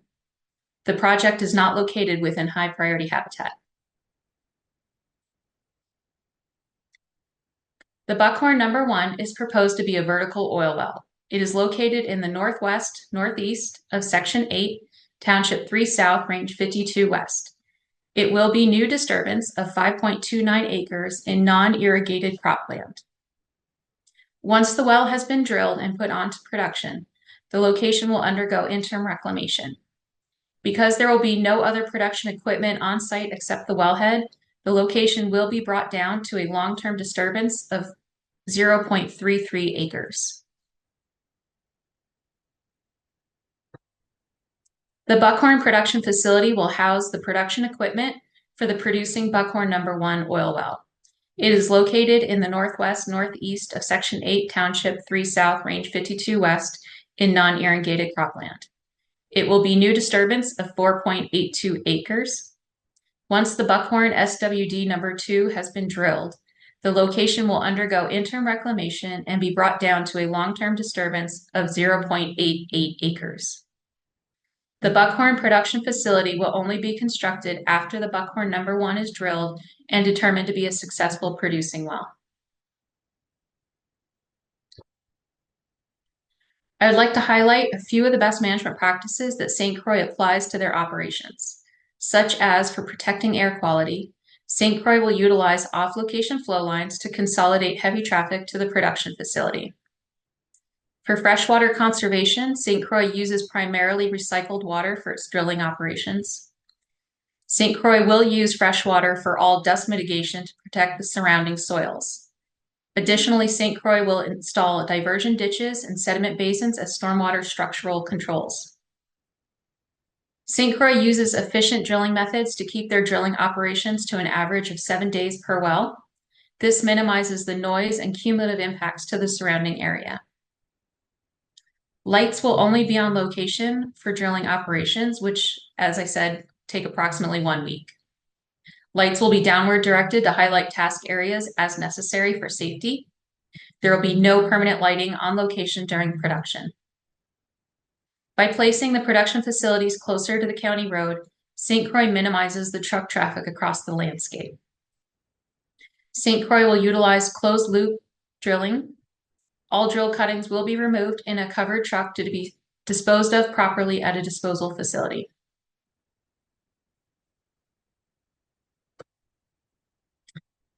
St. Croix operations are typically 1 week to construct the location, 1 week to drill the well, and 1 week to conduct formation testing and prepare the well for production. These wells will not be hydraulically fractured. St. Croix anticipates commencing the Buckhorn project in January of 2025. As I said, the Buckhorn number 1 will be constructed and drilled first. If the Buckhorn number 1 is successful, then the Buckhorn production facility will be constructed in February of 2025. Once the Buckhorn number 1 has been turned over to production, the areas unnecessary for production activities will undergo interim reclamation and be returned to the surface owner for replanting with the surrounding field. St. Croix has designed the Buckhorn OGDP to protect public health, safety, welfare, wildlife, and the environment while minimizing its cumulative impacts. And with that, I will turn it back over to Mr. McGowan.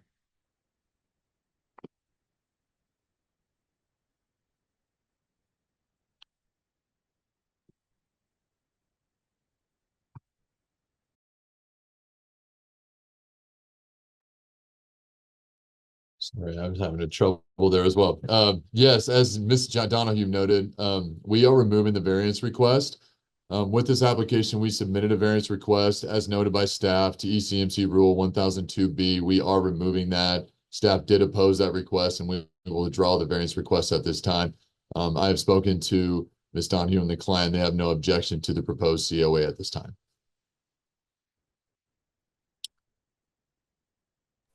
We again would like to thank you for your time today. We know that these hearings can take a bit of your morning, and it can always be complex.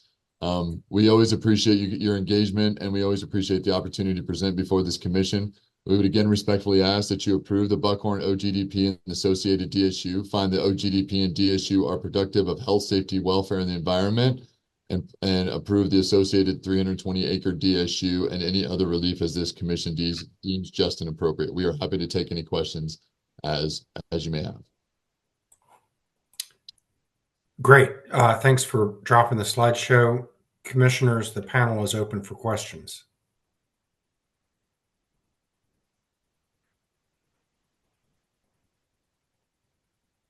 Seeing no questions, we move to deliberations. Does any commissioner desire to initiate deliberations?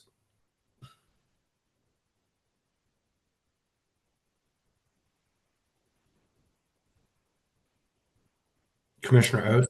Mr. Chair, I don't have any deliberative comments, but I think I'd be happy to move to a motion for approval with the COAs as recommended by the director's recommendation and the additional COA suggested by staff here this morning related to topsoil. Agreed. I second that motion. Further discussion on the motion, Commissioner Cross? Thank you, Mr. Chair. I'll be voting in favor of this, consistent with that motion. I'll just say, I hope in the future we get some of these issues with the proposed variances resolved more than a day before the hearing.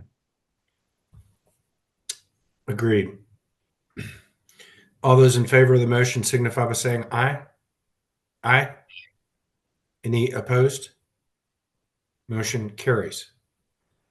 Let's take 5 and set up the next OGDP, and let's return at 11:31. It's 4 minutes. All right, we are back, and we now will take up project 240400088, an oil and gas development plan for BNL Enterprise. It's called the Galactica Pegasus OGDP. Mr. Prashala. Good morning, Mr. Chair, Commissioners. I think we need to swear in our two panelists, Ms. Gross and Mr. Condrat. Very good. AG Davenport. Thank you, Chair. Excuse me. Mr. Conrad, would you raise your hand, state your name, and say that you swear to tell the truth, please? I am Peter Condrat, and I swear to tell the truth. Thank you. Ms. Gross, same thing, please.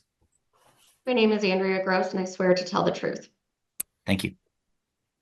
Mr. Prashala, you're recognized. Great, thank you. My name is Joe Prashala with Wellborn, Sullivan, Meck, and Tooley. I'm appearing today on behalf of the applicant, BNL Enterprise. I'd like to start just by thanking staff for all the work that they've put into this oil and gas development plan. With me today are Peter Condrat, Chief Operating Officer of BNL, and Andrea Gross of Upstream Petroleum Management, who consulted and developed the permitting on this OGDP. The application before you today is the Galactica Pegasus 1 OGDP, and it is similar to previous BNL applications that involve helium development in Los Animas County, Colorado. Galactica Pegasus 1 OGDP covers approximately 4,335 acres in Los Animas County. That's lands in townships 30 and 31 south, range 54 west. The proposal requests the commission approve 5 oil and gas locations. The Jackson 27 Southwest Southeast 3054 pad, the Jackson 29 Southwest Northwest 3054 pad, the Jackson 31 Southeast Northwest 3054 pad, the Jackson 02 L4 3154 pad, and the Jackson 04 L4 3154 pad. BNL is proposing to drill 1 vertical well on each location to explore for and produce helium gas from the Lions Formation. They do not anticipate any production of hydrocarbons. BNL's leasehold covers fee mineral ownership that grants BNL the right to produce helium gas from these lands, and the fee lessor is also the surface owner for these locations, and there is a surface use agreement in place with that owner. The lands are not subject to any commission spacing orders, and BNL is not pursuing any spacing, so these wells would produce subject to Rule 401. In fact, it would be 401B because the Lions Formation is less than 2,500 feet in depth. The wells will be located more than 200 feet from a lease line, and there are no other existing or permitted wells within the Lions Formation within 300 feet of these proposed wells. Therefore, no spacing is required. As to these locations, they are on rural rangeland on fee service, as I'd mentioned. There's active cattle grazing operations on this ranch. BNL has worked very closely with that surface owner on the surface use agreement that governs the operations on the land. These locations do not meet any of the criteria under Rule 304B2B. Therefore, an alternative location analysis was not required. While an ALA was not conducted, these locations and the access roads were carefully selected in cooperation and consultation with that surface owner and pursuant to the surface use agreement. The Commission's review is therefore under Rule 301A, and as you'll hear today, that these locations, as I said, are rural privately owned rangeland. There are no 304 B2B receptors within 2,000 feet of the locations. Their locations are situated outside of high priority habitat. The helium operations are very low impact. There's no hydrocarbon production. We have a surface use agreement in place. Staff that has determined that the siting of 4 of the pads and the BMPs and use of pipelines will eliminate potential impacts to water resources. And then there's a comment in the director recommendation with respect to the Jackson 29 Southwest Northwest 3054 pad. The director recommendation states that the CPW supports a waiver to Rule 1202A3. We did confirm with CPW that there was some miscommunication between CPW and staff. The CPW did grant that waiver to Rule 1202A3, and that relates to staging, refueling, and chemical storage within 500 feet of a water resource. And the water resource in this case is an artificial temporary surface wetland that's actually associated with the surface owner's ranching operations. It's not a naturally occurring water resource. So I just wanted to make sure we got that clear up front.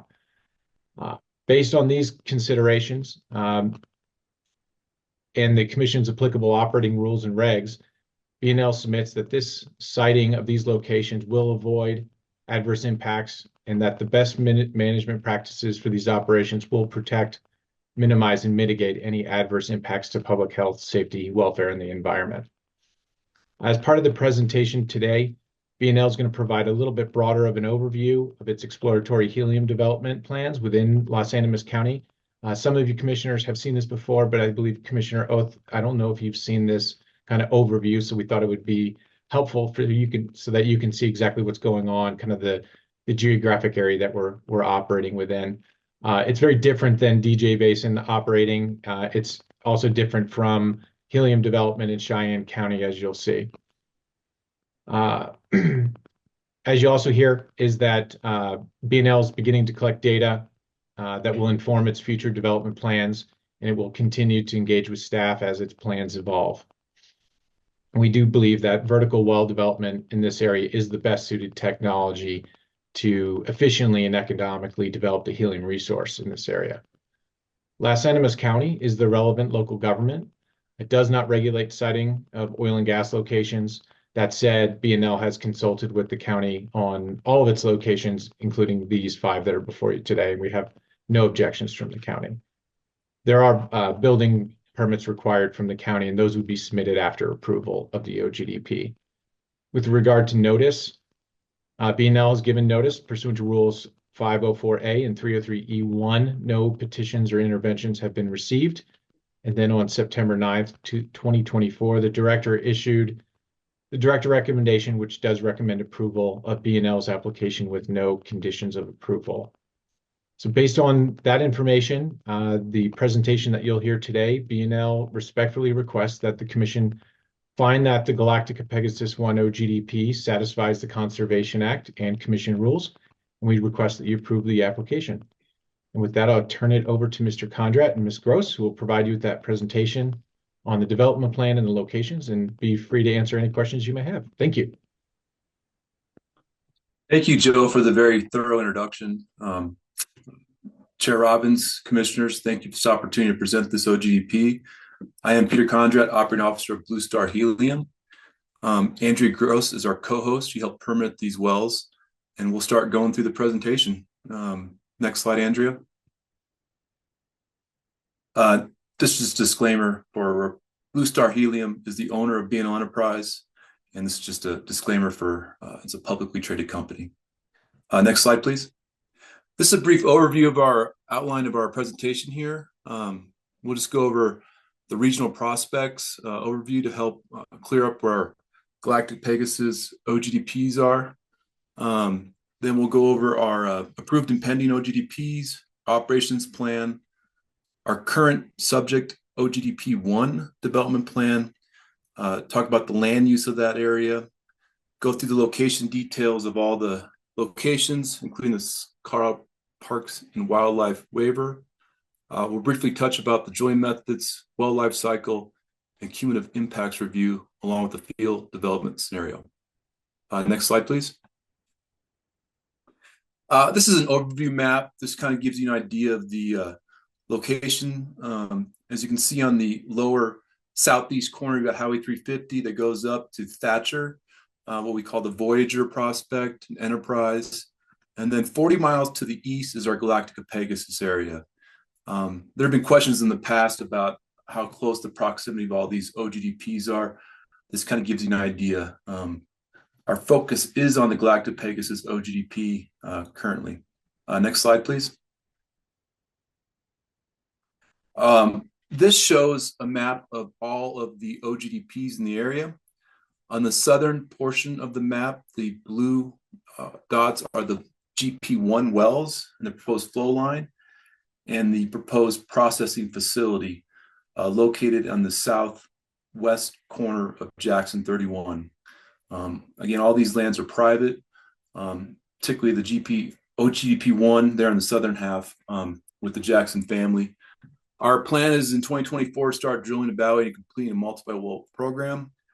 This is relying on the ECMC Form 2 approval. And then 2025, we're working on our central delivery point process facility and field-wide flow line system.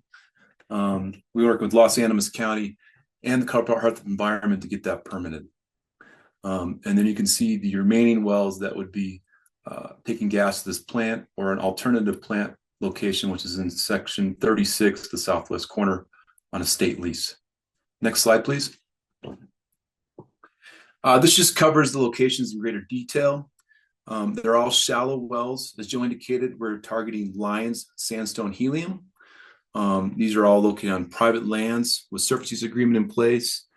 The access roads and the flow lines do follow existing disturbance. There's a lot of 2 tracks out there utilized by the rancher to go to all parts of his property. And we're following those paths. And of course, we'll be enhancing those paths. This is rangeland used for cattle grazing. Next slide, please. The next series of slides are going to go through in greater detail each location. I won't spend much time on it, just to highlight that our location is approximately 1.3 acres of disturbance. And then during the production phase, we will tear that down in the interim reclamation of 0.3 acres. It's a very rural setting. We're not close to any houses or buildings. As Joe indicated, we don't have any alternative location analysis requirements, fee surface and minerals. Next slide, please. This is a Jackson 29. On the following slide, Andrea will comment about the Carl Parks and Wildlife waiver, but kind of gives you the general idea, shows the acreage disturbance. It's dependent on the local topography and the cut and fill program, but you get an idea of, it's a really small impact. And the reason that being is because we drill these wells with water well rigs. It's a very small footprinted rig. Next slide, please. Andrea, why don't you go ahead and talk about this, please? You're on mute. Go ahead. Thank you. Good morning, Commissioners. My name is Andrea Gross. I'm the president and owner of Upstream Petroleum Management, and today I'm presenting as BNL's permit agent. BNL obtained a waiver to Rule 1202A3 as there is a wetland less than 500 feet from the proposed location. As Peter already mentioned, as well as Mr. Paschella, the mapped feature is the result of a construction of an earthen berm across a short and narrow drainage to create a stock pond for the surface owner's grazing operations. A senior biologist completed 2 field evaluations of this habitat in 2024, once in April and then again in July. In April, the stock pond was completely dry. And then in July, there was a shallow pond upstream of the earthen berm. However, ordinary high water marks were not observed in any of the field visits. Justification for the waiver request included the following. The site evaluations were completed by senior biologists that are experienced and certified wetland delineators. The man-made feature is temporary and highly dependent on local precipitation and surface runoff. The mapped feature is not connected to any downstream water bodies. There is no high priority habitat associated with the water feature or the proposed location. There will be no oil storage on this location. There is a produced water tank being permitted. That tank will be on the pad within a spill containment berm. However, produced water is not even anticipated. That's just a precautionary measure. The chemical storage that will be on location will only be during the drilling phase, which is very short in nature, as this is a shallow helium well. BNL will ensure that that chemical storage is located on the northwest side of the pad to be the greatest distance away. Additional BMPs were discussed with CPW that included check dams, outlet protection, and vehicle tracking control. CPW ultimately determined that risk to aquatic wildlife is not expected based on both the nature of the wetland and BNL's proposed helium operations, and thus granted BNL the waiver. And I'll turn it back to Peter for the rest. Thank you. Next slide, please.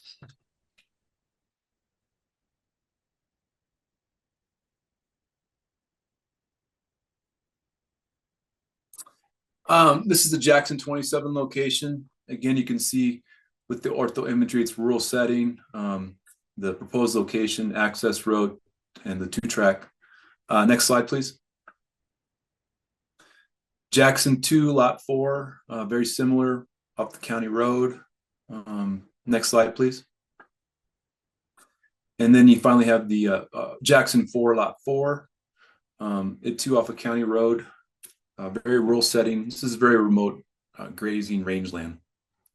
Next slide, please.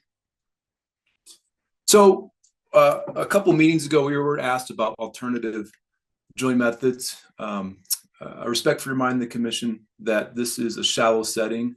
Over to the right, you see the Colorado B1 log at approximately 12,090 feet or 80 feet there.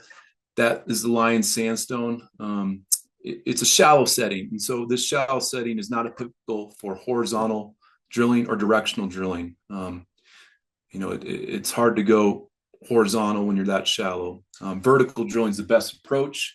These are very low pressure wells. And with that, we drilled these wells with a water well rig. It's a very small rig using small pads. We air drill it to minimize any kind of reservoir contamination. Natural flow. These wells are not hydraulically fracked. We follow the best management practices, conditions of approval on our very low risk. And next slide, please. This just gives an example of what a small water well rig looks like. The one we use is typically smaller than that and doesn't have that platform out there, but it just gives you an indication. I mean, it's just basically a water truck and a pipe truck, air compressor, and a tank to blow the cuttings down into. Next slide, please. Andrew, why don't you talk about the cumulative impacts, please? Yeah, thank you, Peter. As with other oil and gas operations, there will be an incremental increase in the air emissions, and that will peak during construction, drilling, and the testing phase due to mostly traffic and the operations in itself. However, emissions are going to decrease significantly once the wells are into production. Traffic will peak during construction and drilling. However, that's only going to last approximately 2 weeks. All helium will be piped to an off-site processing facility that Peter already mentioned, and that will also minimize traffic during production. If water is produced, which it is not anticipated, it will have to be hauled off the location. On the screen, you can see the anticipated truck trips. I'd like to discuss the surface disturbance as a cumulative impact. As you may have noticed in the previous slide, which showed the overall map and the locations, co-location is not an option for these 5 locations. The pads themselves are very small, ranging from 1.2 to 1.3 acres and reduced to less than half an acre after interim reclamation. However, because of the rural nature, some of the access roads are shown to be quite long. For example, on the screen, you can see that the Jackson 27 location has almost 19 acres of disturbance for the access road. There are existing 2-track roads throughout this region, and they are always utilized when possible. There is an existing 2-track road from the county road all the way to the Jackson 27. However, we're indicating that it's new disturbance because upgrades are going to be required. BNL understands the impacts to the surrounding areas are inevitable for helium production and operations. However, due to the short nature of the drilling and testing phase, the small footprint, BNL's ability to site the locations far from residential building units and outside of any high priority habitat, along with the appropriate BNPs, BNL is able to mitigate and minimize cumulative impacts to public health, safety, welfare, and the environment. And Peter, I'll turn it back to you. Yeah, can you just go to the last slide? Sure. Thank you, Andrea. This is the last slide of our presentation, then we'll turn it over to you guys for questions. This is just an idealized cross-section showing what the helium reservoir looks like and what our drilling plans look like. And so the central delivery point, this is going to be a field-wide gathering system to the central delivery point that processes the raw gas, purifies the helium to market. This also shows the two-string casing design. And over to the right there kind of gives you an idea what this vertical well may produce. We're anticipating up to 500 MCF a day. You get to break down the helium, nitrogen, CO2 percentages.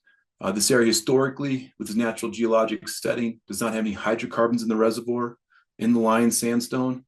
And as Andrea and Joe both indicated, there is no water production out there. If it is, the well will most likely be non-economic or non-productive. And with that, I turn you over back to you guys for any questions, and I do appreciate the opportunity and respectfully request this OGDP be approved.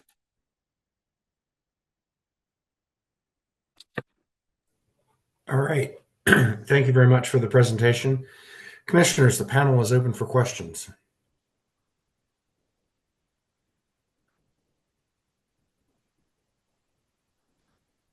Commissioner Oath? Thanks, Mr. Chair. No questions for me. Just wanted to say thanks for the presentation in general and including that overall, the kind of overarching perspective for my benefit. I appreciate that. Agreed. Further questions and/or moving to deliberations?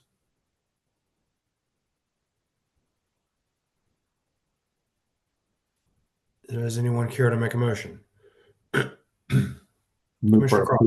I'd move for approval of the application. Second. Motion and a second. Further discussion on the motion? Seeing none, all those in favor of the motion signify by saying aye.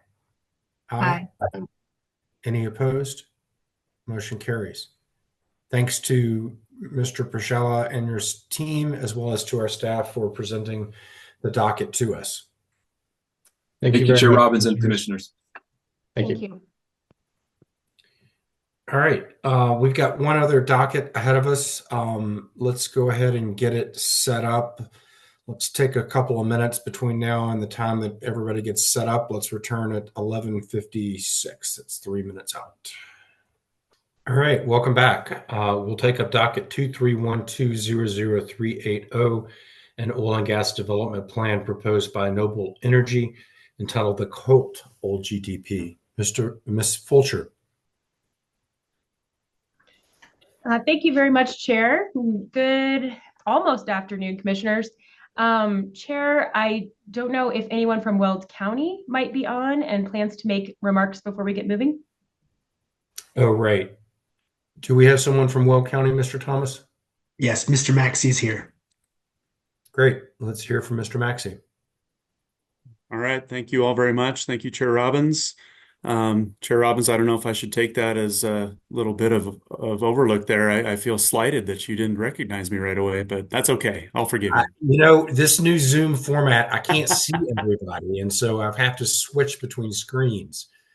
And we're just happy that we're here. I hear you. I was online when you guys had some of the initial hiccups this morning, so I completely understand. So, in all joking aside, thank you very much. You all know, the commission knows, staff knows, the applicants know how much we appreciate our time we're able to spend here with you all just for a few minutes talking about the Weld County process and where we're at regarding the various applications that come before you all and have come before us. So thank you for that very much.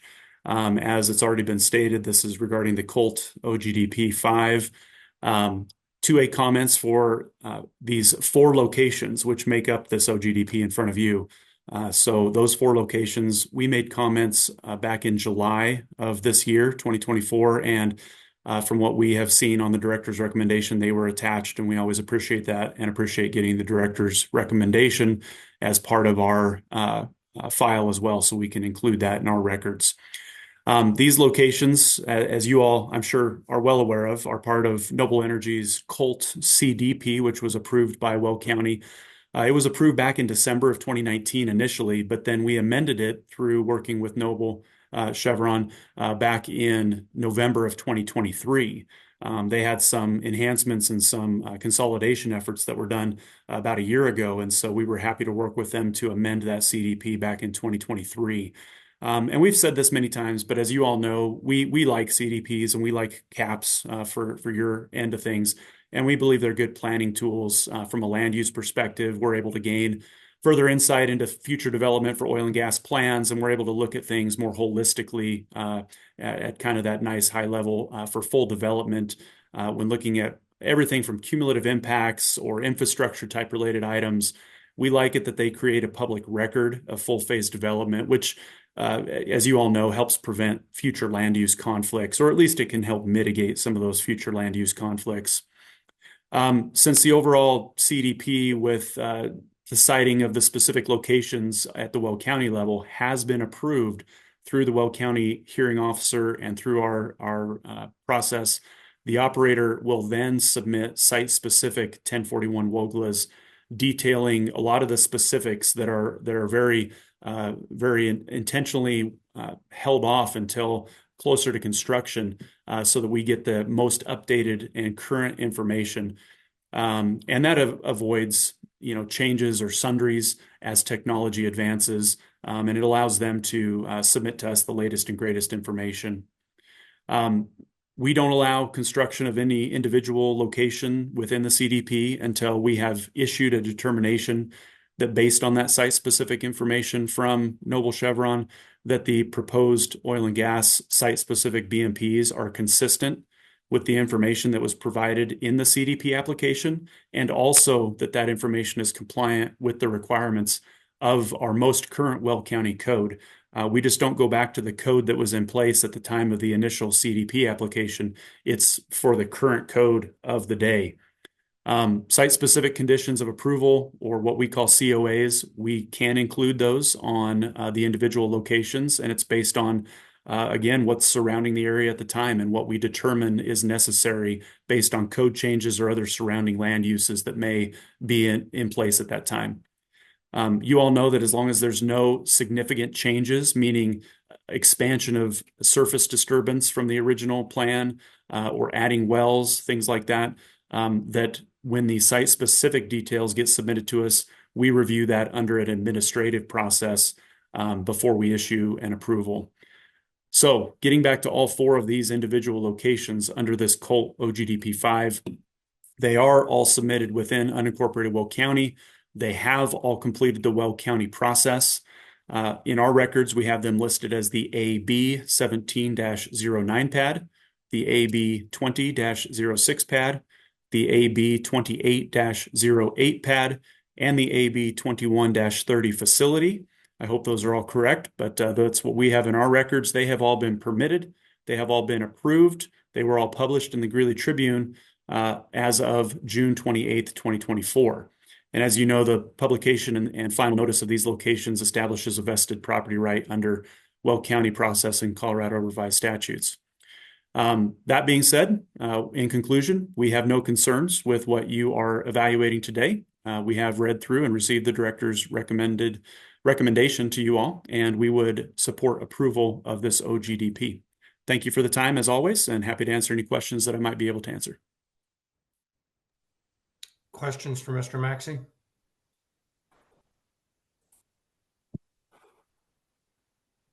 Thank you very much, Mr. Maxey. I appreciate you being with us. Thank you all. We appreciate Weld County's perspective. We now will swear in the witnesses for Ms. Fulcher. Yes, thank you, Chair. And I believe we have everyone present and accounted for, with the exception, we did list Jim Rouse as a potential panelist, really just to answer questions. Unfortunately, he has left work sick this morning, so he will not be able to join us, but everyone else is here. So if you could go ahead and visualize yourself, team, and then I think Mr. Davenport will swear you in. All right, thank you. I will ask each of the witnesses to raise their hand and state they swear to tell the truth after they state their name. I'll start with Mr. Manning. Marcus Manning, and I swear to tell the truth. Thank you. Ms. Minnick, apologies for mispronunciation. Patricia Meinrich, and I swear to tell the truth. Thank you, Mr. Ball. Tony Ball, and I swear to tell the truth. Thank you, Mr. Keller. Michael Keller, and I swear to tell the truth. Thank you, Mr. Lee. Robert Lee, I swear to tell the truth. Thank you. And Ms. Svensson? Natalie Svensson, I swear to tell the truth. Thank you. Anyone else, Ms. Fulcher? I think you've got everyone, Mr. Davenport. So, all right, thank you. Yep, thank you very much. And Chair, with that, we'll go ahead and begin our presentation. Ryan, Please. if you want to start the share screen. Excellent. All right, well, good afternoon, officially, commissioners. My name is Jill Fulcher, and I'm a shareholder with Beatty and Wozniak. And with my colleague, Ryan McKee, we represent Noble Energy in docket 2312-00380, which is an application for approval of Oil and Gas Development Plan 5 within the Colt Comprehensive Drilling Plan, which was formerly known as the Wells Ranch CDP.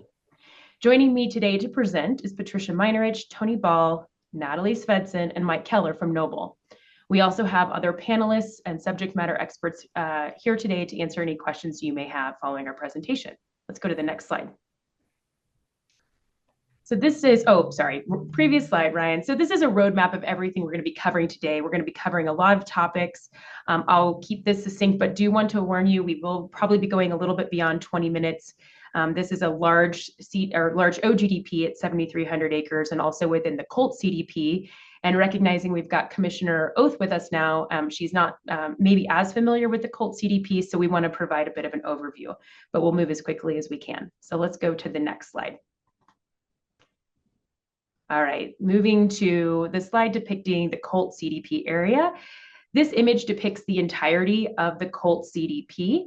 This image has been shown to the Commission at multiple hearings, including the first 4 OGDPs that came before you in 2022. The map shows an outline of the entire CDP area, which has been part of the public record since 2019. As you may recall, and again for Commissioner Oath, this CDP is in Weld County, as you heard from Mr. Maxey, and is comprised of approximately 41,000 rural acres of land. The Colt CDP was approved for a 10-year term ending in March of 2030 and designates Noble as the sole operator of the acreage. The CDP granted conceptual approval of the oil and gas locations in the CDP area, including the 4 surface locations proposed in this application today. There are 3 priority areas for permitting within the CDP. Priority Area 1 was permitted in 2022 and operations have commenced in those lands.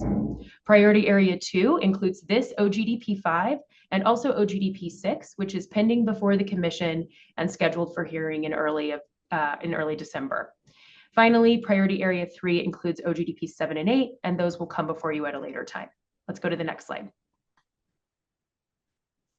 This slide provides an overview of Priority Area 2 more specifically. As you'll hear shortly from Patricia, Noble has undertaken significant efforts to further reduce surface impacts in Priority Area 2 by revising wellbore orientations and certain drilling and spacing units to eliminate 18 preliminarily or conceptually approved locations from the final plan. Let's move to the next slide. Please, Ryan. All right, this is moving into the requested relief before you today. OGDP 5 requests approval of an approximately 7,321 acre OGDP for development and production of up to 72 new horizontal wells to be drilled from the AB 1709 pad, AB 2006 pad, and AB 2808 pad that all tie to a single production facility, which is the AB 2130 facility. Following interim reclamation, the production facility and well pads will total approximately 26 acres of the 7,300 acre OGDP, representing less than 0.5% of surface disturbance in the entire OGDP lands. Approval of OGDP 5 also yields the beneficial impact of accelerating removal of 37 legacy wells and 8 legacy facilities in the OGDP lands, resulting in 67.5 reclaimed acres being returned back to vegetative state. So taking these figures together, approval of OGDP 5 will result in a delta of 41 fewer acres of disturbance for oil and gas operations in these lands over what is occurring today. All 4 proposed locations are within high priority habitat, and 3 of the 4 locations do come within 2,000 feet of 1 or more residential building units. So alternative location analysis was undertaken and that was undertaken to verify that the proposed locations were optimal for minimizing impacts to the public environment and wildlife, while also being able to access the target minerals. As you'll hear from Mr. Ball, Noble analyzed a combined total of 48 alternative locations and concluded following that analysis that there were no other alternative locations available that better protected public health, safety, or the environment and wildlife, and that could also access the target minerals. Importantly, all proposed locations are outside of disproportionately impacted communities. The effects of Noble's consolidation efforts in 2022 and 2023 in Priority Area 2 cannot be overstated. By reorienting these wellbores and revising the drilling and spacing units, Noble will have eliminated 110 acres of land from disturbance over what was contemplated initially as part of the CDP. In addition to the consolidation efforts, however, Noble is also planning a number of mitigations in OGDP 5 aimed to further avoid, minimize, and mitigate impacts to the public environment and wildlife. So some of the highlights that you're going to hear about today will be observing winter's timing stipulations for pronghorn at the AB 1709 pad for all activities and for construction activities at the remaining 3 pads. And that is supported by CPW as part of our consultations with CPW. Utilizing sound walls on all pads, even those not within 2,000 feet of an RBU, committing to electric line power or Tier 4 or equivalent drill rig engines, and this was consistent with what was requested by CDPHE, using electric line power for the single production facility within this OGDP, proposing tankless facility designs with all oil, gas, and water being transported by pipeline, and incorporating all elements of the comprehensive wildlife plan you heard about back in June into this OGDP. OGDP 5 complies with all procedural and substantive requirements of your rules and has been recommended for approval by the director. We appreciate Mr. Maxey's comments and want to reiterate that we have the support of Weld County for this project. No comments were received in opposition to this OGDP. There was one petition, that was filed by Incline Energy concerning a small portion of the development of these lands. We've worked very, very hard with Incline to reach a resolution, and we're pleased to report the resolution was reached with Incline and allowed Incline to fully withdraw its petition here today. So this matter is now uncontested. So with that, I'll hand it over to Patricia. Thank you, Jill, and thank you, commissioners, for your time. My name is Patricia Meinrich, and I'm a senior permitting coordinator with Noble Chevron. Next slide. Consolidation is a central focus of COLT OGDP 5 and OGDP 6. During our Priority Area 1 hearings, you asked what more we could do to consolidate, and we took that question as a challenge to ourselves to continually improve. We examined our planned development footprint for Priority Area 2, including COLT OGDP 5 and OGDP 6, as envisioned in the conceptually approved locations. Through extensive redesign, advances in technology, application feasibility, and a focus on reducing footprint, we are pleased to present the consolidation of COLT OGDP 5 in conjunction with COLT OGDP 6. Throughout the COLT OGDP 5 and OGDP 6, 14 well pads and 4 facility locations that were originally planned and conceptually approved have been eliminated, for a total reduction of 18 eliminated locations. The red X's on the map represent the eliminated well pads, and the black X's represent the eliminated facilities. To accomplish this consolidation feat, we realigned the drilling and spacing units and changed the wellbore orientation. After reviewing subsurface geology, it was determined that this area would accommodate altering the wellbore orientation. The orange boxes on the map represent how the DSUs have been redesigned, and the blue arrows depict the change in wellbore orientation. This realignment of DSU and wellbore orientation allows us to recover the target minerals from pure surface pads. The consolidation does not add any new locations and stays wholly within the boundaries of the CDP as approved in 2020. All of the remaining proposed locations are consistent with the CDP order. Weld County has also approved the sundry request that included the consolidation and elimination of locations.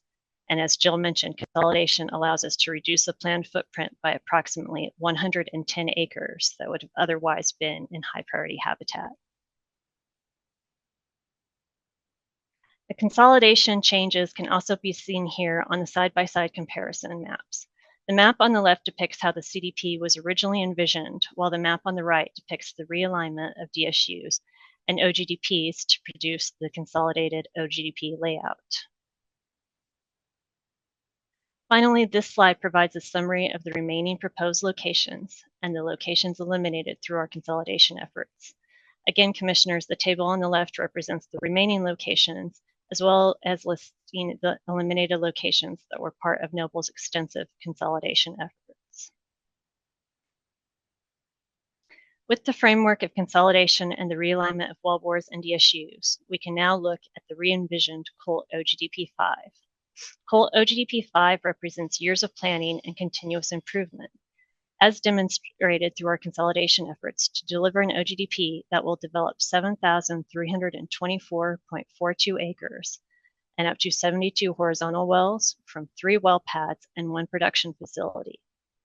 COLT OGDP 5 will feature the latest tankless facility design, as well as oil, gas, and water pipeline takeaway, which will eliminate truck hauling.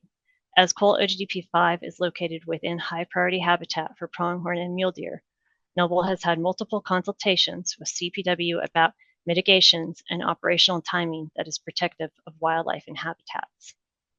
COLT OGDP 5 is located within Weld County and is also part of our larger comprehensive wild plan efforts to implement additional mitigation measures for the improvement of wildlife and habitat. As mentioned during the discussion on consolidation, Noble has realigned the wellbore orientation and DSUs.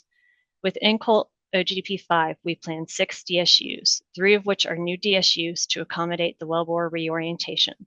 3 of the DSUs currently exist, and we are simply seeking an amendment to reduce the setbacks for the treated intervals.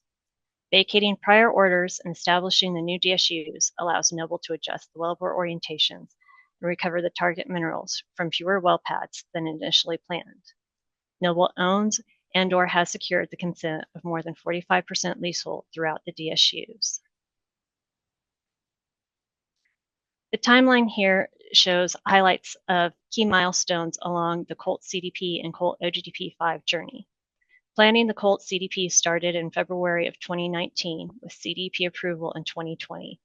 Priority Area 1, being COLT OGDPs 1 through 4, was approved in 2022. Consolidation work for Priority Area 2, including OGDP 5 and 6, began in 2022. A third community open house that highlighted the consolidation efforts was held in 2023. Priority Area 1 construction began in August of 2023, and drilling began in December of 2023. Priority Area 2 was submitted at the end of 2023, and COLT OGDP 5 reached completeness in June of 2024. Throughout the 5 years of the COLT CDP planning process, Noble has continuously engaged in ongoing consultation with residents, agencies, and local government that will be discussed in greater detail later in the presentation.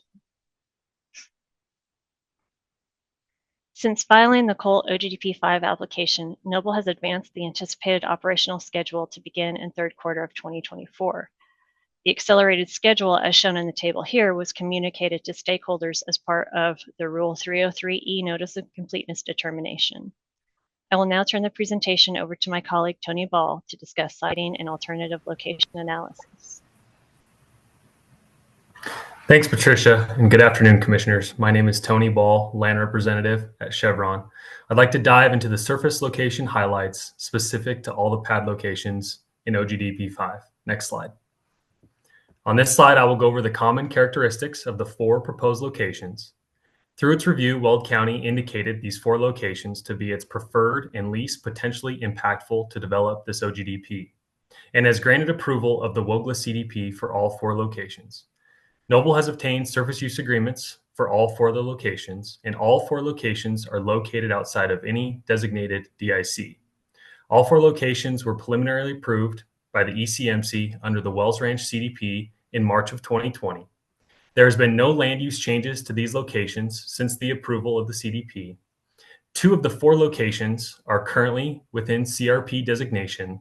A 3rd location was recently unenrolled in the program. During Noble's discussions with the landowners regarding the siting of the proposed locations within CRP lands, Noble spoke with the landowners about the impact of using CRP lands for oil and gas development and the required CRP removal process the surface owners would need to undertake with the Farm Service Agency, including the repayment of prior payments associated with those removed lands.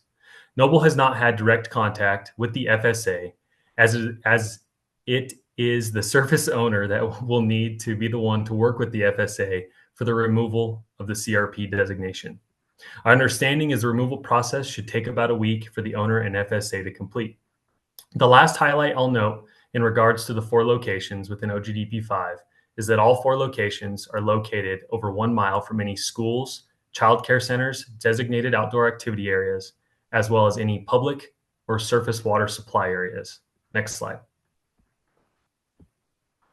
As with all of Noble's surface locations, when conducting our site selection or ALA process, Noble considers the following: a consolidation of pads and/or facilities when applicable, the site's proximity to building units, operational feasibility, which means does the location meet the standards of our site-by-site risk assessment for development, and does the location require an additional pad and/or facility location to develop those target minerals. Next, potential impacts to known future land uses, which means will this site have negative impacts on known future development if there are pending development plans in the area, and if this site is being planned on lands that are intended for long-term farming operations, then will the surface owner and/or tenant farmer be negatively impacted. Proximity to cultural features, environmental concerns such as presence of wildlife corridors, raptor or eagle nests, prairie dogs, burrowing owls, wetlands, floodplains, designated surface water, and much more. The access to the location. Does Noble believe we can construct or utilize an existing access that is safe with minimal impacts not only to the surface owner, but surrounding community as well? Surface owner negotiations. Noble wants to be a partner with our landowners and/or stakeholders, and these proposed locations have to be the locations that not only work for us, but also work for them as well. And geology. Does the subsurface structure formations complement the surface location and allow for safe, effective, and efficient development of the target hydrocarbons?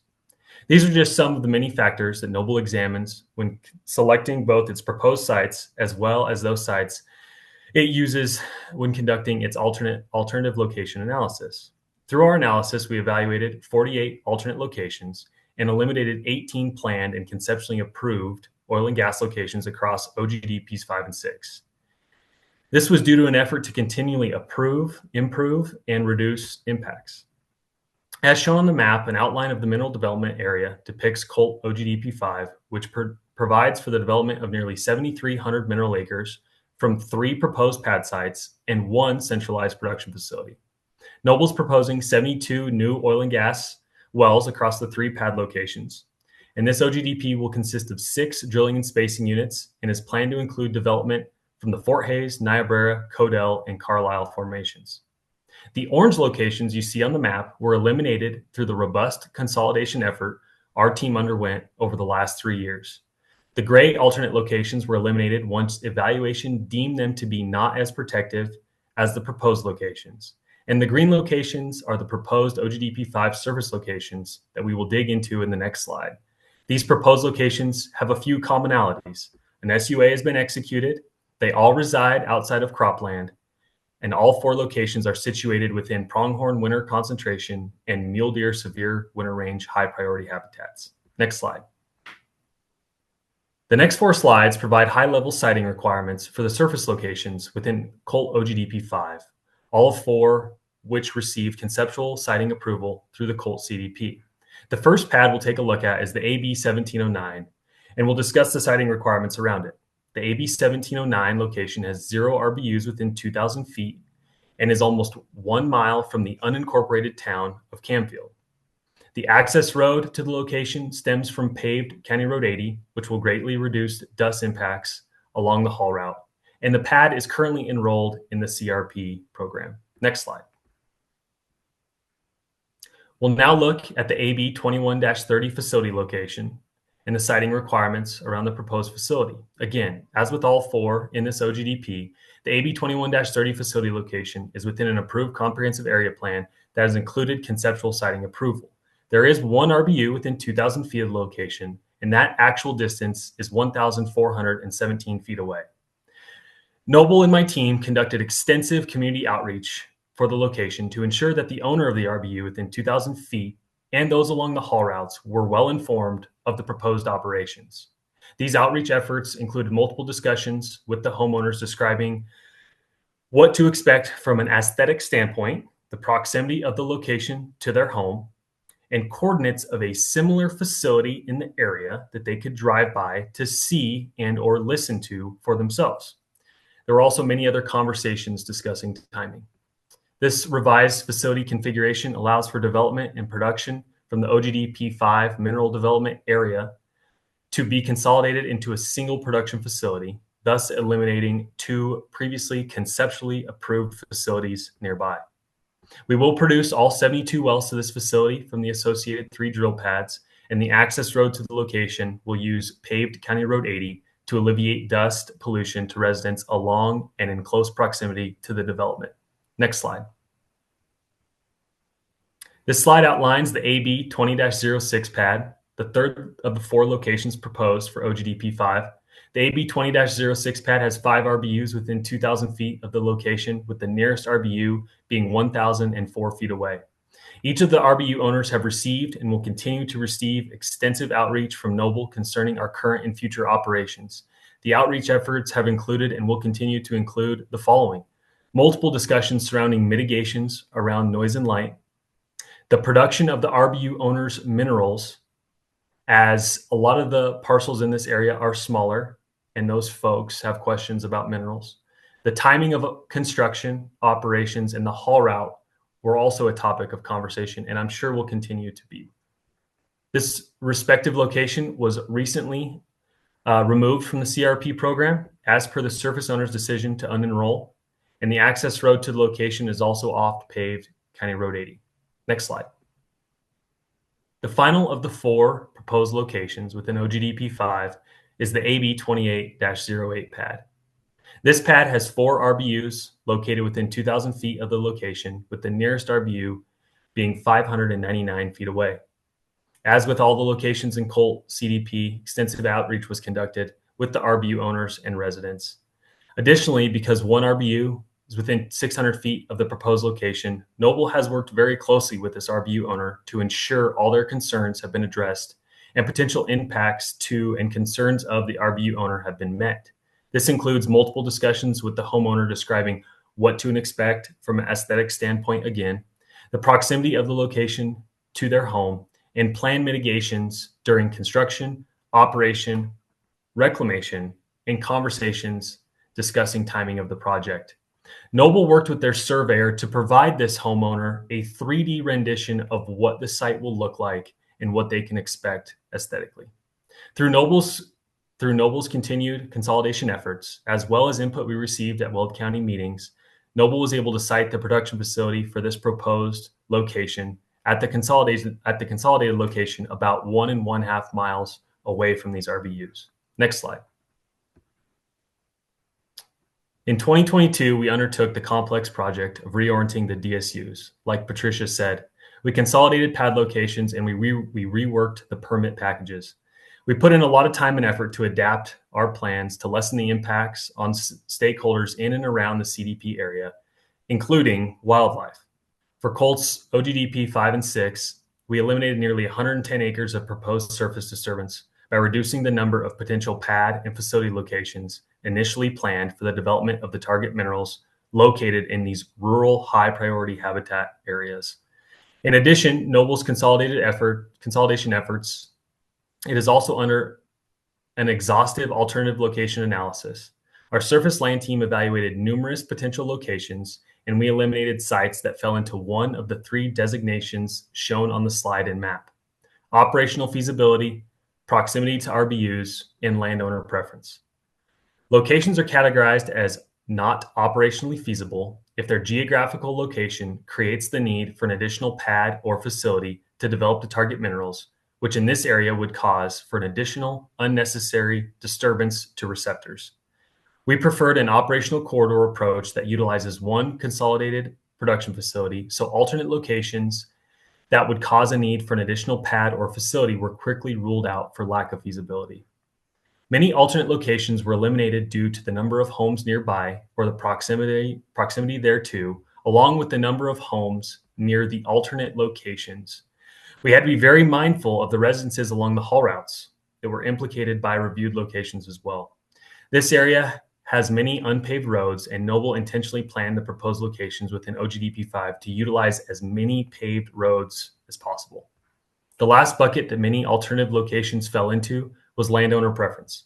These identified alternative locations were not selected because the landowners were not interested in siting a pad or facility at that identified location for a variety of reasons. As you can see, the planning of OGDP 5 has been exhaustive and thoughtful. We believe the 4 proposed locations before you today allow for the greatest reduction and mitigation of impacts to all stakeholders, including wildlife, while also working with surface owner preference and operational feasibility. Our planning process has been done in conjunction with this community's preference and concerns in mind, and we're proud of this collaborative effort that minimizes impacts to public health, safety, welfare, and the environment. With that, I'll hand it over to Natalie Svensson to detail our extensive community outreach in the area. Thank you, commissioners. As Tony mentioned, community outreach and engagement for the COLT CDP and OGDP 5 specifically has been ongoing for more than 5 years.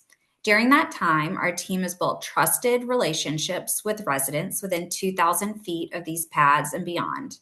Today, I want to discuss some of the ways we've been engaging with the community, answered their questions and concerns, and how we plan to continue engaging with them in the future.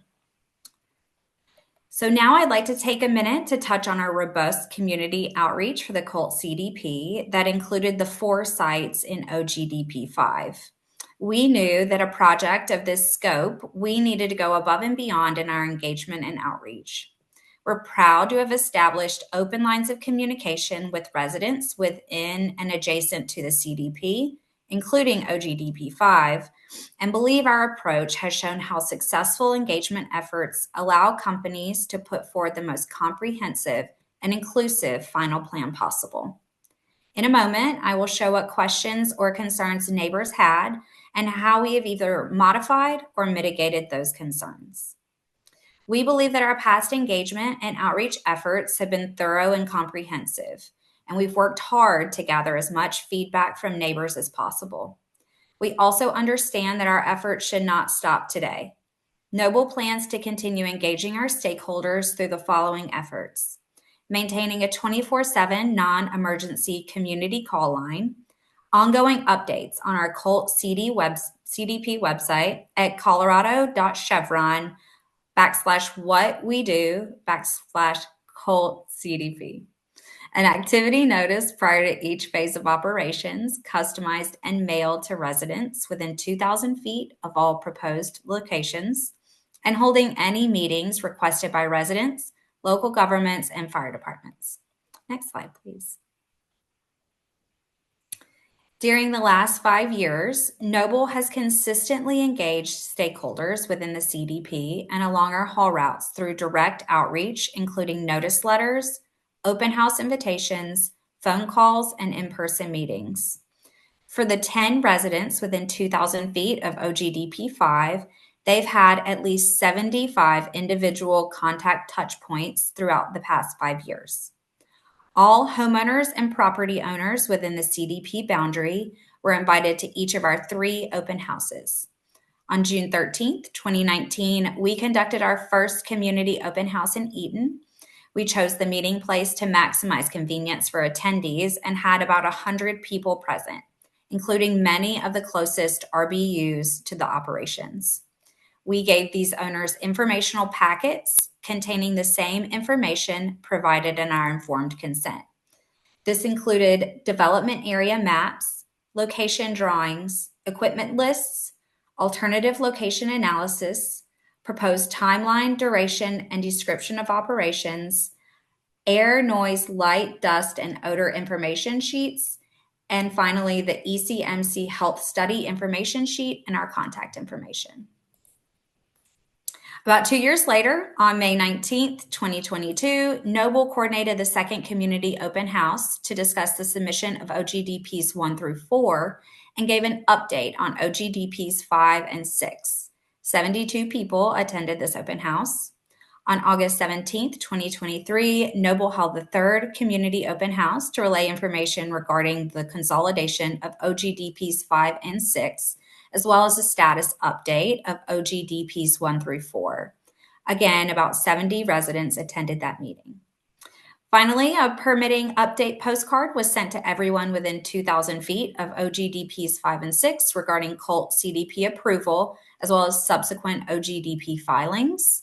And finally, our team continues direct outreach today via phone calls, door knocks, and emails. Next slide, please. This slide shows a breakdown by pad of the number of RBUs within 2,000 feet of the OGDP 5 pads. As you'll see, the AB 17-09 pad has no RBUs within 2,000 feet. AB 20-06 has 5, AB 21-30 has 1, and AB 28-08 has 4. 7 out of the 10 homes are further than 1,000 feet from the working pad surface. Next slide, please. We believe that our past engagement and outreach efforts have been thorough and comprehensive, and we believe that we've worked hard to gather as much feedback as we can to date to incorporate into this permit. We've tracked our conversations with residents who live within 2,000 feet of all OGDP 5 pads and have highlighted some common questions and feedback we received during those discussions. The most common feedback we received was around CR 55 and potential mud, dust, and traffic from our operations. We're working collaboratively with Weld County on traffic planning for these sites and have agreed to not use CR 55 south of the pad. Additionally, the commitment to 3-phase takeaway of oil, gas, and produced water will considerably reduce the number of trucks we have on Weld County roads. Next, we got questions about noise and light, and we'll be using mitigation to block both from homes nearby. And finally, you will see that many of the neighbors had no concerns about the project and felt well informed and knowledgeable about what to expect. We're continuing to work closely with those closest stakeholders to ensure that they are well aware of our timelines. Next, I'll be moving to our engagement and permitting with the relevant local governments for the COLT CDP. For this permit, Weld County is the relevant local government for the entire COLT CDP. There are no proximate local governments to the COLT OGDP 5. On December 12th, 2019, Weld County approved the comprehensive WOGLA and locations within the COLT CDP. On November 9th, 2023, Weld County approved the sundry request to change the name to the COLT CDP and the consolidation of locations. And finally, supplemental WOGLAs will be submitted for each location closer to construction operations. So with that, I'll hand it over to Michael Keller, Chevron's lead environmental specialist, to detail our wildlife mitigation plan. Yeah, thank you, Natalie. And as always, thank you to the commission. Again, my name's Michael Keller, environmental specialist supporting Noble's Colorado Properties. I'm going to present several slides, just providing a clear overview of the wildlife and environmental situation for the OGDP 5 application. Obviously, big game, high priority habitat is pervasive in this area, and it's really not possible to avoid the habitat while developing the OGDP effectively. The open area, section 18 to the west, is outside of the CDP, and as has been mentioned, includes the unincorporated town of Camfield. So the division between pronghorn winter concentration area, high priority habitat to the north, and mule deer severe winter range high priority habitat to the south is highlighted on this figure. Obviously, pronghorn habitat extends underneath the mule deer habitat. So basically all 4 pads are in both habitats. As has been heard in previous testimony, and it's just a significant effort on Noble's side, eliminating the 18 facility pad locations from OGDP 5 and OGDP 6 are obviously more protective of these big game habitats. Also, as has been mentioned, the 4 proposed OGDP pads were part of the original CDP approval and received conceptual siting approval under the CDP. So I'd like to highlight several efforts to minimize impacts and emissions associated with the project. County Road 80, traveling east to west, just north of the production facility, is a paved road and will provide primary access to the 3 northern pads, as well as the AB 2808 drill pad to the south via County Road 55, which is not paved. The project will provide pipeline infrastructure takeaway, eliminating haul traffic emissions, and it's a tankless facility with bulk test separation, significantly reducing facility emissions. We had a final consultation with CPW that occurred in late July of 2024, and they confirmed that pronghorn winter concentration area, HPH, is the more sensitive habitat in this area. So CPW concurred that Noble should observe the pronghorn timing stipulations between January 1st and April 30th, rather than the mule deer stipulations that extend from December 1st to April 30th. And it will still be protective of both habitats. As always, Noble is extremely appreciative to CPW for their consistent engagement with Noble and guidance through our OGDP applications. Next slide, please. So continuing and specific to the OGDP application, Noble will be paying direct impact compensatory mitigation fees for the proposed locations, again, all in high priority habitat. CPW confirmed that indirect impact mitigation fees will not be applicable to this project. Wildlife mitigation plans, as you know, were submitted for each pad, and CPW approved these plans. Finally, a professional wetland scientist field surveyed each location and provided a robust aquatic resource inventory report for each. It was determined that pad construction, including flow line and access road construction, will not impact any aquatic resource, and no 1202A3 waivers for chemical storage within 500 feet of an aquatic resource will be required. Further, the following was discussed and approved by CPW during our July consultation. Construction activities, which will include sound wall installation for this project, will be performed outside of the pronghorn protective timing stipulation and will occur between May 1st and December 30th. And that's across the board for all construction. Further, Colorado Parks and Wildlife and Noble agreed that the northern AB 1709 drill pad lies within a more sensitive habitat for big game, and drilling and completion activities associated with this pad will also observe the pronghorn protective timing stipulations. And then finally, per agreement with Colorado Parks and Wildlife, drilling and completion activities associated with the 2 southernmost drill pads, the AB 2006 and the AB 2808, can be performed inside the pronghorn timing stipulation or between January 1st and April 30th while utilizing a full wrap sound wall as a protective BMP. Next slide, please.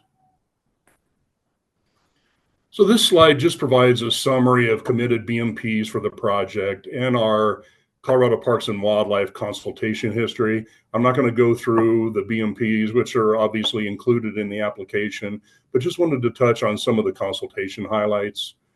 In October of 2019, Colorado Parks and Wildlife provided supportive comments to ECMC as part of the COLT CDP approval process.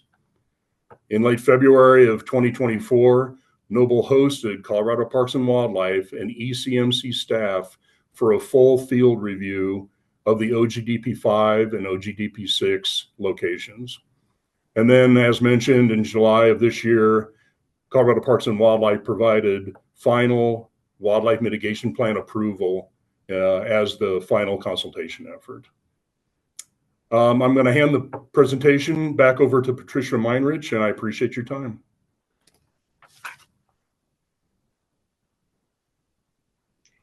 Thank you, Mike. As presented in greater detail to this commission in July, in addition to the direct impact fees and compensatory mitigation pursuant to the rules, we are also undertaking the comprehensive wildlife plan that covers Weld County, including the COLT CDP area. The comprehensive wildlife plan seeks to go beyond the traditional mitigation hierarchy of avoid, minimize, and mitigate to add improve. To enable us to improve wildlife and habitat, we are applying a comprehensive strategy that looks at large-scale planning, utilizing science-based data, to identify focus areas for mitigations and improvements, and to inform enhancement measures that will provide meaningful benefits to wildlife and habitat. Comprehensive Wildlife Plan is comprised of a toolbox of programs ranging from a collaring program of pronghorn and mule deer to ascertain migration and habitat interaction data, supporting a public database of habitat indicators, focusing on native seed development, utilizing habitat restoration enhancement practices, defragmenting habitat through a robust plugging and reclamation program, establishing offsets through conservation easements, BMPs tailored to pronghorn and mule deer, and leveraging external expertise. This is not a compensatory mitigation project pursuant to the rules. This project is in addition to our direct impact mitigation fees. Here I wanted to highlight real results that can be achieved with our habitat defragmentation program that focuses on plugging and reclaiming existing legacy wells and facilities. The maps zoom into the areas in and around our COLT CDP. The green shaded areas depict high priority habitat, while the multicolored dots represent wells and locations that Chevron has plugged and removed since 2020 and those that we have scheduled for removal in the coming years. The bright green polygons represent our proposed oil and gas locations that will develop the COLT CDP. The map on the right shows the removal of those more than 3,000 plugged locations, reclaiming an estimated 4,900 plus acres. To complement our minimization and mitigation efforts for wildlife, COLT OGDP 5 also includes efforts to minimize and mitigate impacts to air quality.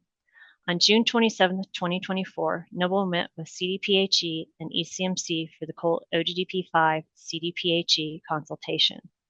None of the proposed COLT OGDP 5 locations are sited within a disproportionately impacted community, and each location has an EnviroScreen score of 26.7.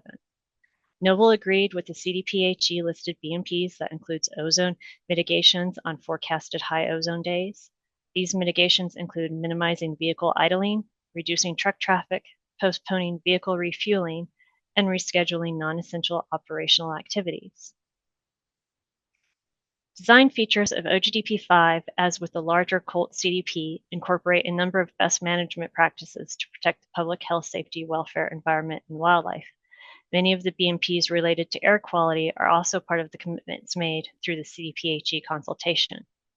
To avoid and minimize impacts related to odor and air quality for COLT OGDP 5, we intend to use electric line power for the drilling rig and to electrify the facility. We will use pipeline infrastructure for oil, gas, and water takeaway, thereby eliminating truck hauling. COLT OGDP 5 will also feature a tankless facility design, Type 3 drilling fluid, and advanced flowback design, resulting in zero uncontrolled emissions. All locations will include a continuous air monitoring program that is in accordance with the approved air quality monitoring plan for CDPHE. The images on the right show an example of view sensor data collected by the continuous air monitor. To avoid and minimize impacts from light and noise, well pad locations will feature sound walls during pre-production activities. Lighting will be directed inward and downward, no permanent lighting on well pads, and sound impact analysis will be conducted to produce sound models. The picture to the right demonstrates how lighting is contained within sound walls. The images on the next couple of slides provide a visual representation of differences in noise levels between an unmitigated site and a mitigated site. The image on the left models a location without mitigations during drilling operations. The image on the right models a location that utilizes sound walls to mitigate noise impacts. As you can see from the color coding, noise levels just outside of a mitigated location with sound walls is comparable to a conversation. Similar to the previous slide, the images here represent an unmitigated location and a sound wall mitigated location during fracturing. The image on the right models the mitigated quiet fracturing operations that are once again comparable to a conversation. To avoid and minimize impacts to water and land, Coal OGDP 5 will incorporate a tankless facility, SCADA equipment for a rapid shutdown, segregated and stockpiled topsoil retained for reseeding, and erosion and sedimentation controls. The image on the right depicts a modern tankless facility layout with bulk and test separation. This current generation facility design highlights reduced equipment, emissions, and footprint from previous design generations. The Coal OGDP 5 footprint demonstrates Noble's efforts to minimize impacts through consolidation and reducing the number of locations necessary to recover the target minerals. Initial post-interim reclamation calculations overestimated our long-term surface disturbance impacts and did not account for the reclamation and reseeding of stormwater ponds, channels, and topsoil stockpiles. Following guidance from staff to include these reclaimed areas, Noble's impact will be less than originally anticipated. Although Noble's impact is less, Noble is not requesting that the impact fees committed to a CPW be redetermined. For purposes of this OGDP application, Noble has proceeded with the original calculations and any compensatory fees calculated therein. However, following interim reclamation, the recalculated footprint of the proposed locations will be a little more than 26 acres out of a 7,300 plus acre development. Efforts to minimize our impacts also include the plugging and removal of legacy wells and facilities. Earlier, I showed you maps depicting the plugging and reclamation of legacy locations across a larger area. Here I will focus on legacy well removal within Coal OGDP 5. The image on the left depicts legacy Noble operated wells and locations scheduled for removal as part of Coal OGDP 5 development. As you can see from the red halos representing 2,000-foot buffers around locations and the yellow dots representing RBUs, many of the existing legacy wells are within 2,000 feet of RBUs and are within high priority habitat shaded in green. The image on the right depicts Coal OGDP 5 after plugging and removal of the legacy Noble locations. Approximately 67.5 acres will be reclaimed through the development of Coal OGDP 5. Thus, following the plugging and legacy wells interim reclamation of the proposed Coal OGDP 5 locations, there will be a net increase of more than 164% acreage returned. Once again, the proposed locations and development of Coal OGDP 5 will result in a little more than 26 acres following interim reclamation out of a 7,300 plus acre development area. Thank you for your time. I will now turn the presentation back to Jill Fulcher of Beatty and Wozniak for the conclusion and requested relief. Thank you very much, Patricia. Let's go ahead and go to the next slide. We've got two more for you. OGDP 5 represents another important step in Noble's commitment to doing more with less. OGDP 5 at 7,300 acres is one of the largest mineral development areas under any OGDP, but with fewer surface impacts. As you just heard from Patricia, the surface locations planned for OGDP 5 represent less than 0.5% of the entirety of the Coal OGDP 5 mineral development area. OGDP 5 also reflects Noble Chevron's commitment to continued project improvements, as Noble was able to eliminate 18 planned locations and 110 acres of surface disturbance in Priority Area 2 through the 2023 consolidation project. As you heard from Mr. Keller, each location is within high priority habitat, which could not be avoided as it is very pervasive in OGDP 5. However, Noble is applying BMPs, including the sound walls and timing stipulations, as discussed with CPW, to minimize impacts to wildlife. There are a combined total of 10 RBUs within 2,000 feet of 3 of the 4 proposed locations. As you heard from Tony through his sworn testimony, each of the RBU owners have been in direct communication with Noble employees regarding this project, dating back to as early as 2019, with communication ongoing through August and September of this year. This ongoing outreach is a testament to the benefits of comprehensive planning. Short of a comprehensive plan, the same RBU owners would not have been involved in project planning so early in the process, nearly 5 years, and in some cases longer than the time which the permits were requested. These owners have been noticed of this proceeding and have not objected to or provided any comments against your approval here today. Colt OGDP 5 avoids, minimizes, and mitigates adverse impacts to public health, safety, welfare, the environment, and wildlife resources. OGDP 5 proposes development of more than 7,000 acres of target minerals from 3 pads in a single production facility. In this way, it works to avoid impacts. By siting the production facility and pads closer to existing infrastructure and roads, we're minimizing further disturbance of the lands. And again, the redesign of the well plans avoid 110 acres of additional surface disturbance in priority area 2. Also on avoidance, all locations are more than 1 mile from schools, high occupancy building units, designated activity areas, and fully avoid disproportionately impacted communities. Where potential adverse impacts cannot be completely avoided, OGDP 5 contains measures to minimize the extent and severity of potential impacts from operations, including connecting the production facility to highline utility power, which will reduce emissions and noise impacts, using a Tier 4 frac engines for completions, committing to electric line power to run the rig, and if line power is unavailable, committing to a Tier 4 or equivalent drill engine. Eliminating truck traffic through use of pipelines for oil, gas, and water takeaway, and also lay flat lines for water needed during completions. And adhering to winter timing stipulations for pronghorn for all pre-production activities at the AB 1709 pad and for all construction activities with the remaining 2 pads in consultation with CPW. Finally, OGDP 5 contains mitigations to further alleviate extent and severity of potential impacts, including wrapping all pads with sound walls, accelerating plugging and removal of those legacy locations you just heard about, and commitment to all direct wildlife compensatory mitigation fees as agreed to with CPW. Let's move to the next slide. So that concludes our presentation, commissioners. Looks like we got a little bit off on the slide track there, and that's fine.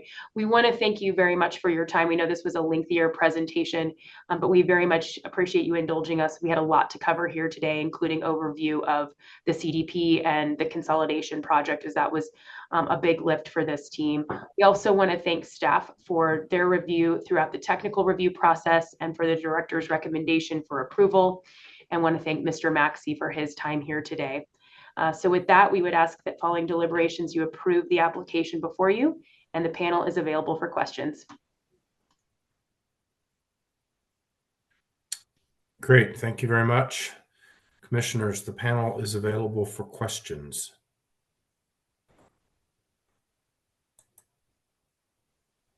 Commissioner Messer. Thanks. I've got a few different questions. So I wonder if we could dive a little bit into the electrification of the drill rig. And, I remember I was sitting as a commissioner when we had these conversations during the CDP. And the conversation amongst the commissioners at that time was very much, for a number of commissioners, they were on the fence as to whether or not to approve CDPs.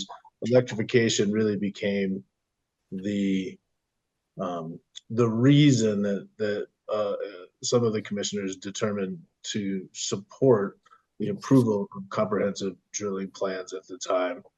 My recollection is, although it's been a while now, is that there was a pretty firm commitment to electrification CDP-wide for this CDP application.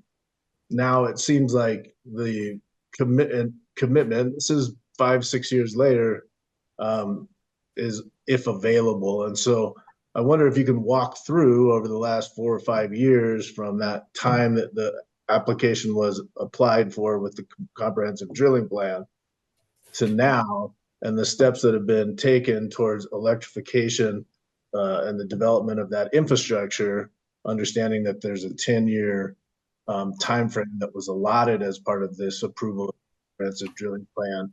In fact, to allow for that time to develop the necessary infrastructure for electrification. And why we're here about halfway through, and it seems that there's still questions whether that electrical infrastructure is available or not. Yeah, thank you for the. Oh, I'm sorry, Marcus. I was going to jump in really fast. Commissioner Messer, thanks for that question. I think Marcus is going to be well suited to answer the specifics to your question. I did want to just point out, as you noted, because it's been about, like 5 years now since that CDP in 2020, you're correct that the electrification portion of the CDP was a significant piece of the plan. And looking back to the CDP goes into significant detail about the commitments Noble was making to ensure that electrification would be possible, but also underscored the very real challenges of getting electrification to a point where you could fully commit. I think that's part of why the electrification plan was something we had to come back and produce. But nevertheless, I'm reading directly that we are pursuing a stated goal of obtaining electrification for the CDP area, but cannot guarantee electrification because of the issues that were summarized. I think where we're at now is close to that guarantee because of the commitment. We know we can electrify the production facility.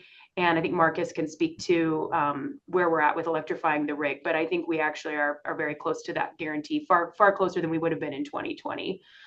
So with that, I'll let Marcus get into the specifics on where we stand with the rig. Mr. Manning? Yep.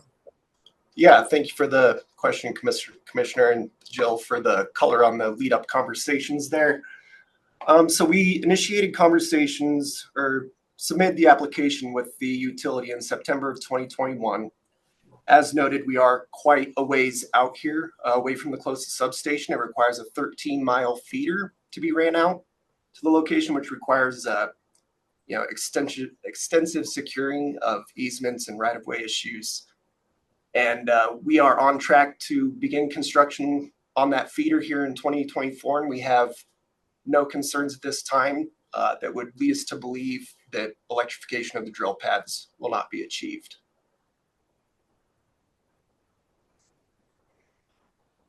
Okay, but still not full commitment, even though you're running this feeder. It's like part of the plans. It sounds like bought and paid for, and construction is happening, but still hedging on whether it can be utilized or not. I wouldn't define it as hedging, Commissioner. It's just the reality that the utility. This is not a contract. This is a relationship between, a request for us to get this out there, and it's not a contract. They don't make a committal. We are subject to their ability to meet their own timeline. But that said, we have backup BMPs here and other very protective BMPs for the emissions that we feel compensate for any potential lack of surety, even when there is not much of a lack of surety here. Okay. Well, I appreciate your answer. I will continue to ask you a few questions along this lines, but I do want you to understand I'm asking these questions because of the proximity of these facilities to homes and the requirement for me as a commissioner to ensure protection of public health, safety, welfare, the environment, and wildlife resources in my decision to either approve or deny an application. And even when I'm considering under 604(b)(2), I still have to ensure that it's protective. And so one of the pieces that ends up being important to me is the direct public health impacts associated with a proposed operation. And so that's why I'm trying to get better clarity on the electrification and actually what is being committed to and what is being proposed. I also think there's a little confusion for me in the director's recommendation, it talks about the operator is proposing the utilization of tier 2 dual fuel or natural gas in the drill rig. Tier 2 dual fuel could be 2-tier diesel. I think in your presentation today, you're indicating tier 4 drill rigs or the equivalent, which still could be tier 2 natural gas with a battery backup, but can't be tier 2 dual fuel, is not equivalent to tier 4 diesel, is my understanding of how everything kind of shakes out here. And so I want to just get clarity on the actual commitment, and that there is also a commitment to tier 4 diesel engines in the completion activities, which again I've heard in the presentation, but I just want to fully understand the application that's before me. And then a confirmation that the BMPs that were committed to in the comprehensive drilling plan that was approved in 2020, March of 2020, I think, have all been either met or exceeded in this OGDP application. Yeah, thank you, Commissioner. I will address the first two parts. I do want to bring up that we did consult with the CDPHE, and they agreed that one, to the language of electrification or best effort, that is CDPHE language. Similarly, for the tier 4 or equivalent engines, that was also agreed upon at the CDPHE consultation, and as is the same for hydraulic fracturing units. Okay, so tier 4 are the equivalent. So you're not proposing tier 2 dual fuel? No, sir. The confusion there may be that the emissions for this were drafted long enough ago that we based it on tier 2 dual fuel and natural gas units, as that was one, it's what our historic data is based off of, but also that was the state of our rigs at the time. But we are undergoing efforts to upgrade the tier of our rigs. Okay. Thank you, Marcus. And Commissioner Messner, I'll address your question about the BMPs as submitted with the CDP. When we went and submitted the OGDP 5 application in December, those BMPs were also brought forward. And so if there's been any basically improvements to the BMPs that were listed in our CDP application, those would have been included in our OGDP 5 application as well.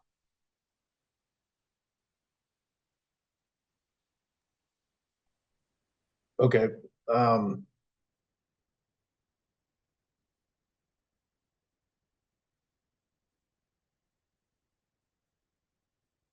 I wonder, I might be getting a little confused too, and I just want to confirm the community outreach piece here. I wonder if you could just, and you probably said this and I missed it, but in reading the slides, there was a lot of community outreach in the development of the comprehensive drilling plan, and in 2019, 2020, 2021, some of the initial steps in there. Can you talk just again a little more about the most recent outreach, community outreach? What kind of information is being shared with these residents that are in closest proximity to these proposed operations? And I guess, can you highlight any concerns that these residents have with the proposed operation? Thanks, Commissioner. Yeah, I'll take that one. So to start on the most recent, outreach that we've had, community-wise, we did present the consolidation process in 2023 with an open house and with a mailing. That was community-wide. Obviously included our residents, within 2,000 feet. But to build on that, most recently, we've had direct communication, as recent as a month with all of our residents within 2,000 feet, and multiple discussions with those within 1,000 feet, giving them, this hearing update, talking through the construction that we hope to do here at the end of the year, and what those BMPs are going to look like. Secondly, your question about, what are their concerns and how they've been met. A lot of the concerns right now for a couple of the pads are around dust. Our haul route will include some unpaved roads. It's very dry right now. We do have, some plugging and removing operations going on. And so we're holistically talking about how can we improve dust pollution. Secondly is aesthetics. What is it going to look like? I did highlight that our closest RBU owner to the AB 2808 pad, a representative on my team worked very hard with our surveyor to come up with a 3D rendition of what the wellheads and that well pad will look like once everything is done. And then we have given out, certain locations, some that are producing, others that are in the middle of drilling that we have in the area for phase 1, so that those residents can go drive by and listen to our electrified drilling rigs, our electrified production facilities. So this has been very extensive outreach. They have multiple phone numbers of ours, myself, Natalie, a couple of other of our surface land representatives. So they have been, outreached here very, very recently. Thanks for that. And then as part of those interactions and communications, do you feel like it is clear to these residents how they can engage in processes, the application process with ECMC, provide comment, ask questions, and participate in the ECMC hearing? To my understanding, they are very well informed, and they have had conversations. A lot of them ask us, "Hey, has the hearing happened? Is it approved?" Those are more, they're wanting it to be approved. Those discussions that we have. I haven't had any of them ask me personally, for extra information, from what our handouts and mailings give them. But I feel like they are well informed, and I have not heard otherwise. Okay. I don't have any further questions right now. Thank you.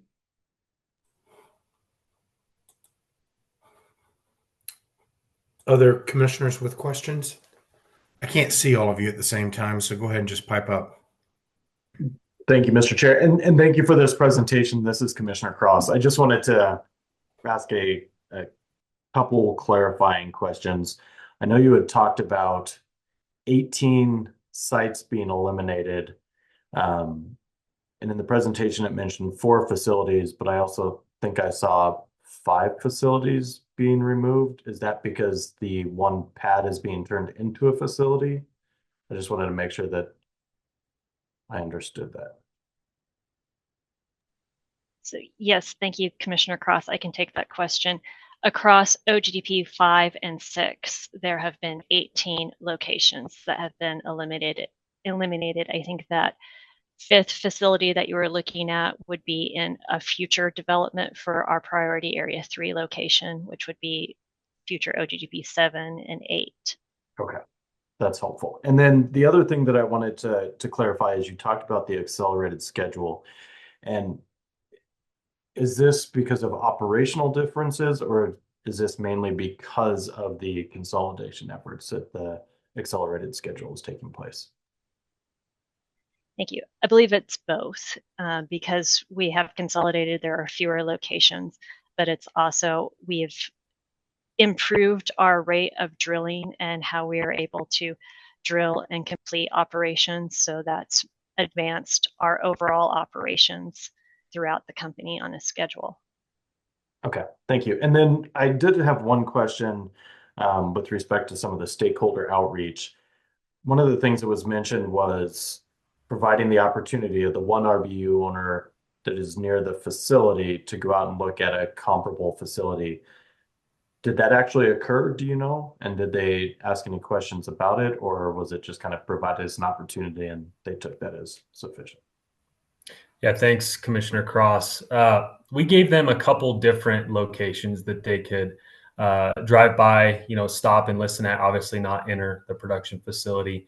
That was 2-3 months ago, I want to say. We did not hear back from them. We have been discussing, obviously, some other dust mitigation with them, and they have not brought that up to me personally recently. Something I can definitely check in with them, but my understanding is that they didn't have any concerns after hopefully driving by those new retrofitted, electrified facilities, consolidated facilities that we have in the area. Okay, thank you. I think those are my only questions for now. Other questions for the panel?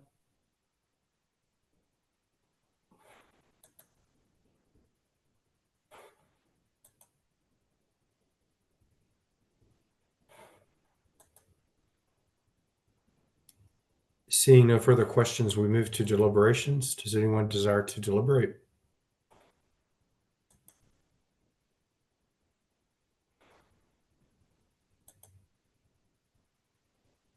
Commissioner Ackerman? Thanks, Mr. Chair. I appreciate that. I'll kick us off here, and wanted to just highlight a couple of things on wildlife here. And as was noted, there was extensive CPW consults within the CDP in general and with this OGDP, and it was mentioned that there is HPH here, pronghorn winter concentration area and mule deer severe winter range. And it was also noted that there was only one proposed pad in HPH at the time of approval of the CDP, but now all locations that are proposed are in HPH as per updated maps. And as I've recognized in previous hearings, the status of the HPH maps at the time of application applies. In this case, that meant the addition of several impactful HPH map blocks in the middle of planning for this operation. And I just wanted to note that it didn't escape me that we didn't hear any negativity from this operator on that point. It was significantly difficult to manage, but we simply rather heard details of their approach to work with CPW on wildlife issues, and I appreciated that. In approaching overlapping big game HPH blocks, CPW generally tends to focus on the species that's most impacted, and they noted that pronghorn are the species most impacted here and suggested timing limitations associated with that species. As we talked about, those timing limitations run from January 1st to April 30th.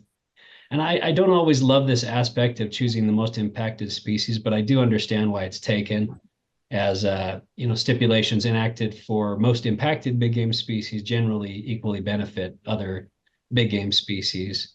But as is the case with this OGDP, this approach can potentially discount the existence of impacts on mule deer severe winter range during December, since standard timing limitations in that HPH begin on December 1. And, the deeper dive into this issue often includes that December is, well, generally less risky on the plains compared to later months. And so I understand the difficulty in working with overlapping HPH layers and CPW's attempt not to simplify and double dip, but it does cause me some concern that some potential winter range timing periods may be left behind using this approach. Nonetheless, I think that's an issue that's larger than this OGDP. And with that thought on record for CPW, I certainly will defer to their professional judgment and lengthy and involved consultation on this OGDP. Was noted that the AB 1709 location, all construction, drilling, and completions will adhere to winter timing stipulation periods, and the others would be construction only. And so that was a primary focus of me in reviewing this OGDP. And CPW did note that those other locations are in areas of significant disturbance, specifically roads, dwellings, and within an already high-density oil and gas disturbance area. So while those pads are within mapped HPH habitat, their specific location strategies utilize areas in which considerable wildlife use inhibitors are already present, really at the granular mapping level. And to me, this illustrates exactly how our consultative practice is supposed to work. Mapping important habitats That then triggers consultation with expert agencies. That then provides a more granular expert analysis, which results in site-specific recommendations. And I would just also note that Senate Bill 181, Statement of Basis and Purpose, does note that these habitats that we're talking about are habitats which can sustain development with careful planning and BMPs. That's paraphrased. And that all takes place within the context of the mitigation hierarchy. CPW did certify that extensive consultation has taken place here, as noted by the operator, and they have approved the wildlife BMPs, plans, and approaches as presented to us today. And I wanted to state that I appreciate that work and the extensive efforts taking place on all sides to continue to improve wildlife protection practices, which are not perfect, but continually improving.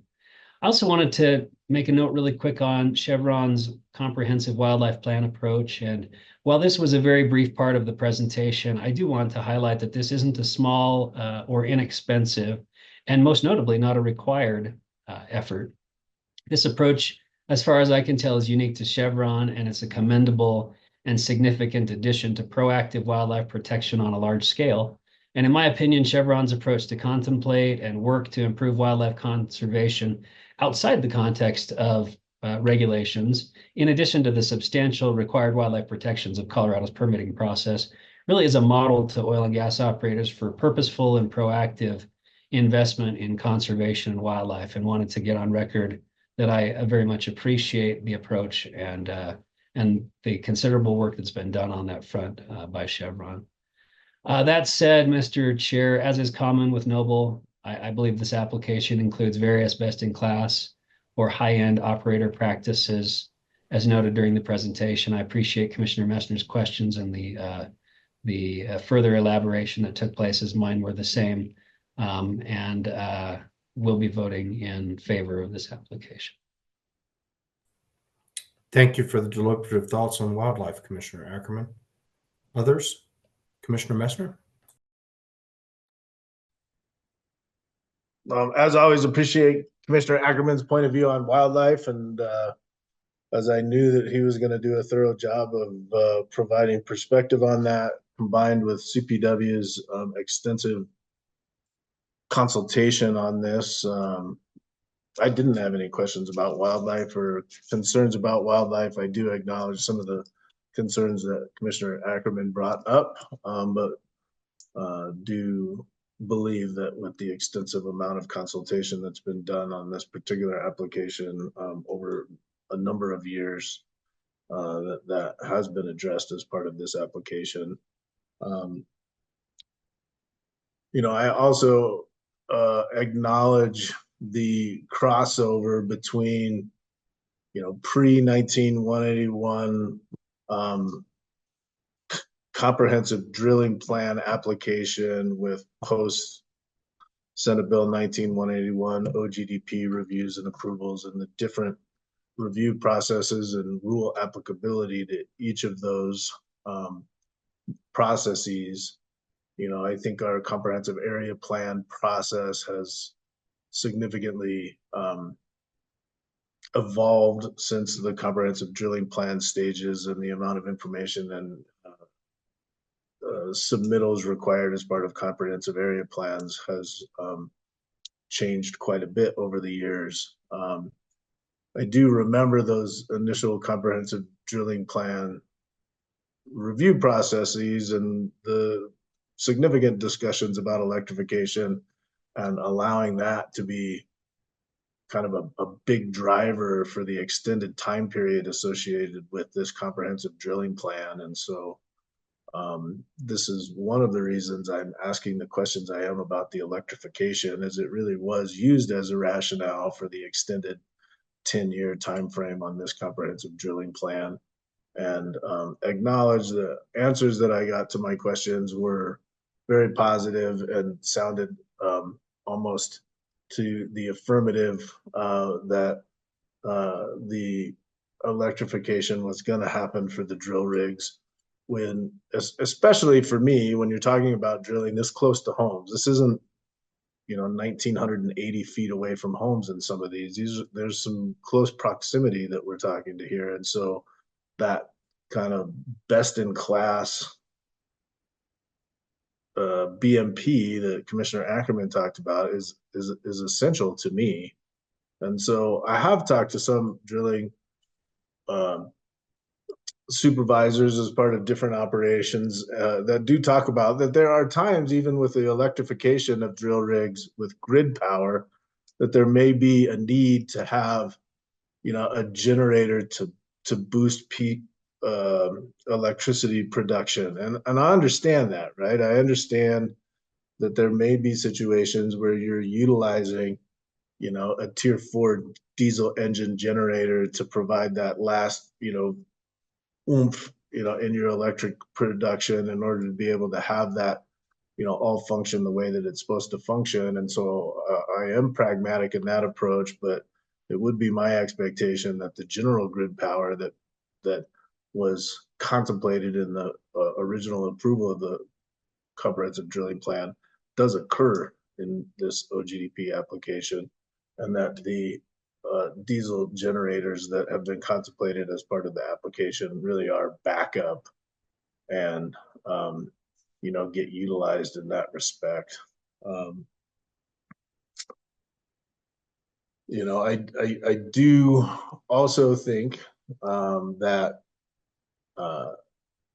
604B2 does apply to this application as it's contemplated in the mission change rules. I'm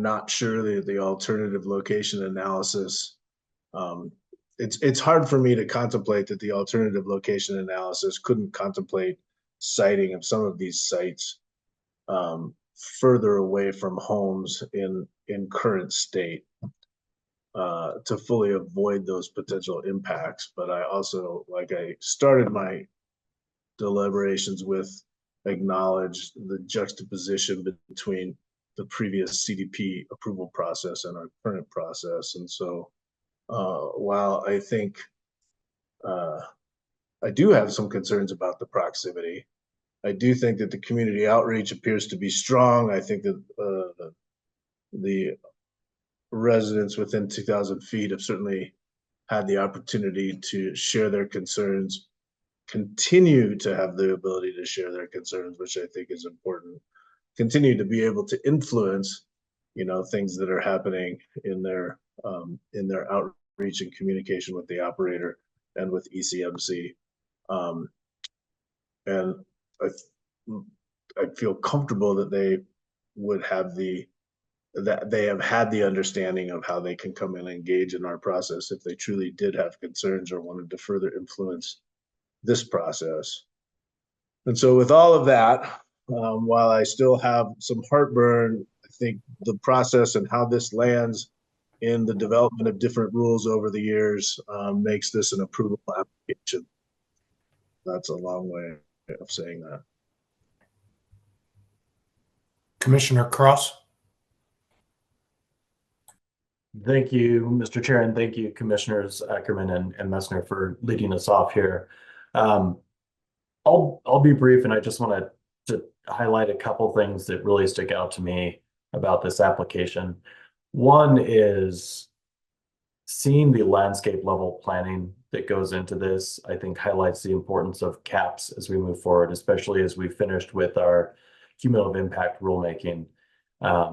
Seeing the benefits that come with being able to plan ahead, identify infrastructure that can be consolidated, ways that you can minimize the amount of facilities, the amount of pads, et cetera, to make sure that you can efficiently develop areas as large as this.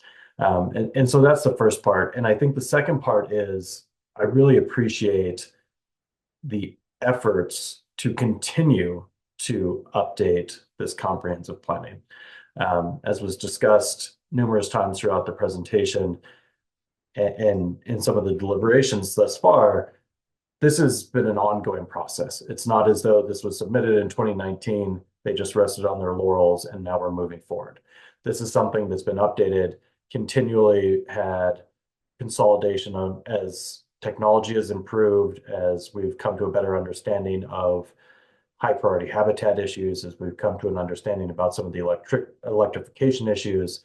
And the fact that even after the landscape level planning occurred, we're still seeing 18 different locations being eliminated, whether those be pads and or facilities, I think is a big testament. And I think the usage of many of the ESPs that we just talked about in our cumulative impacts rulemaking being put to use here with the updated facilities, the tankless designs, et cetera, I think really highlights the qualitative, or sorry, the quality of the application that was put before us here. And I think it's also important for stakeholders to see many of the benefits that come from this as well. And I was trying to take notes on a lot of these, and I'll just mention a couple, but the idea that out of 7,300 acre development area, after interim reclamation, we're getting down to 26.4 acres is going to be the footprint. And I think that's quite impressive. I think the number of legacy wells that are being plugged and abandoned as part of this is very important. As Commissioner Messner mentioned, there is proximity to RBUs here. And I think it's also important to note that there's legacy wells that are in close proximity to many of these RBUs, and many of those wells that are more dangerous to public health because of the older nature of the wells are being eliminated. And so I think that that's important to highlight as well. And finally, I just want to point out a couple things that I think it's also important to recognize the stakeholder outreach. And we do this with several of the operators we see before this. And I think one of the things that stuck out to me was the fact that Chevron here was kind of putting their money where their mouth is and saying, listen, we have these new facilities. We're not just going to talk to you about what it may look like. We're going to tell you, here's where some are. Please go out and look at it. Please go out and listen to it. Understand that this is what's going to be near you if this is approved. And so I think that's important as well. It's not trying to hide anything, but really showing those stakeholders exactly what's going to be out there. Overall, I do think that this is an approvable application. I appreciate all the hard work and continuous work that's been done on this to make sure that it continues to be improved over time, and I will be voting in favor. Commissioner Oath? Thank you. I'll be brief, Mr. Chair. I don't really have anything new or different to add to what the other commissioners have already commented about, and just want to say I appreciate you all weighing in and given your knowledge and experience with kind of this location throughout the previous steps in the process. So that is all I had to say. Do we have a motion? Mr. Chair, thank you. I'll move to approve this application. Second. Motion and a second. Is there further discussion? Seeing none, all those in favor signify by saying aye. Aye. Any opposed? Motion carries. Thank you, Ms. Fulcher, and thanks to our staff for the great work on this project to get it before us. Yes, thank you, commissioners. Commissioners, that finalizes the agenda for today. I would move to adjourn, and we'll see you next week. Do we have a second? Second. Motion and a second. All those in favor signify by saying aye. Aye. Aye. Any opposed? Motion carries. See you next week. Good work, folks.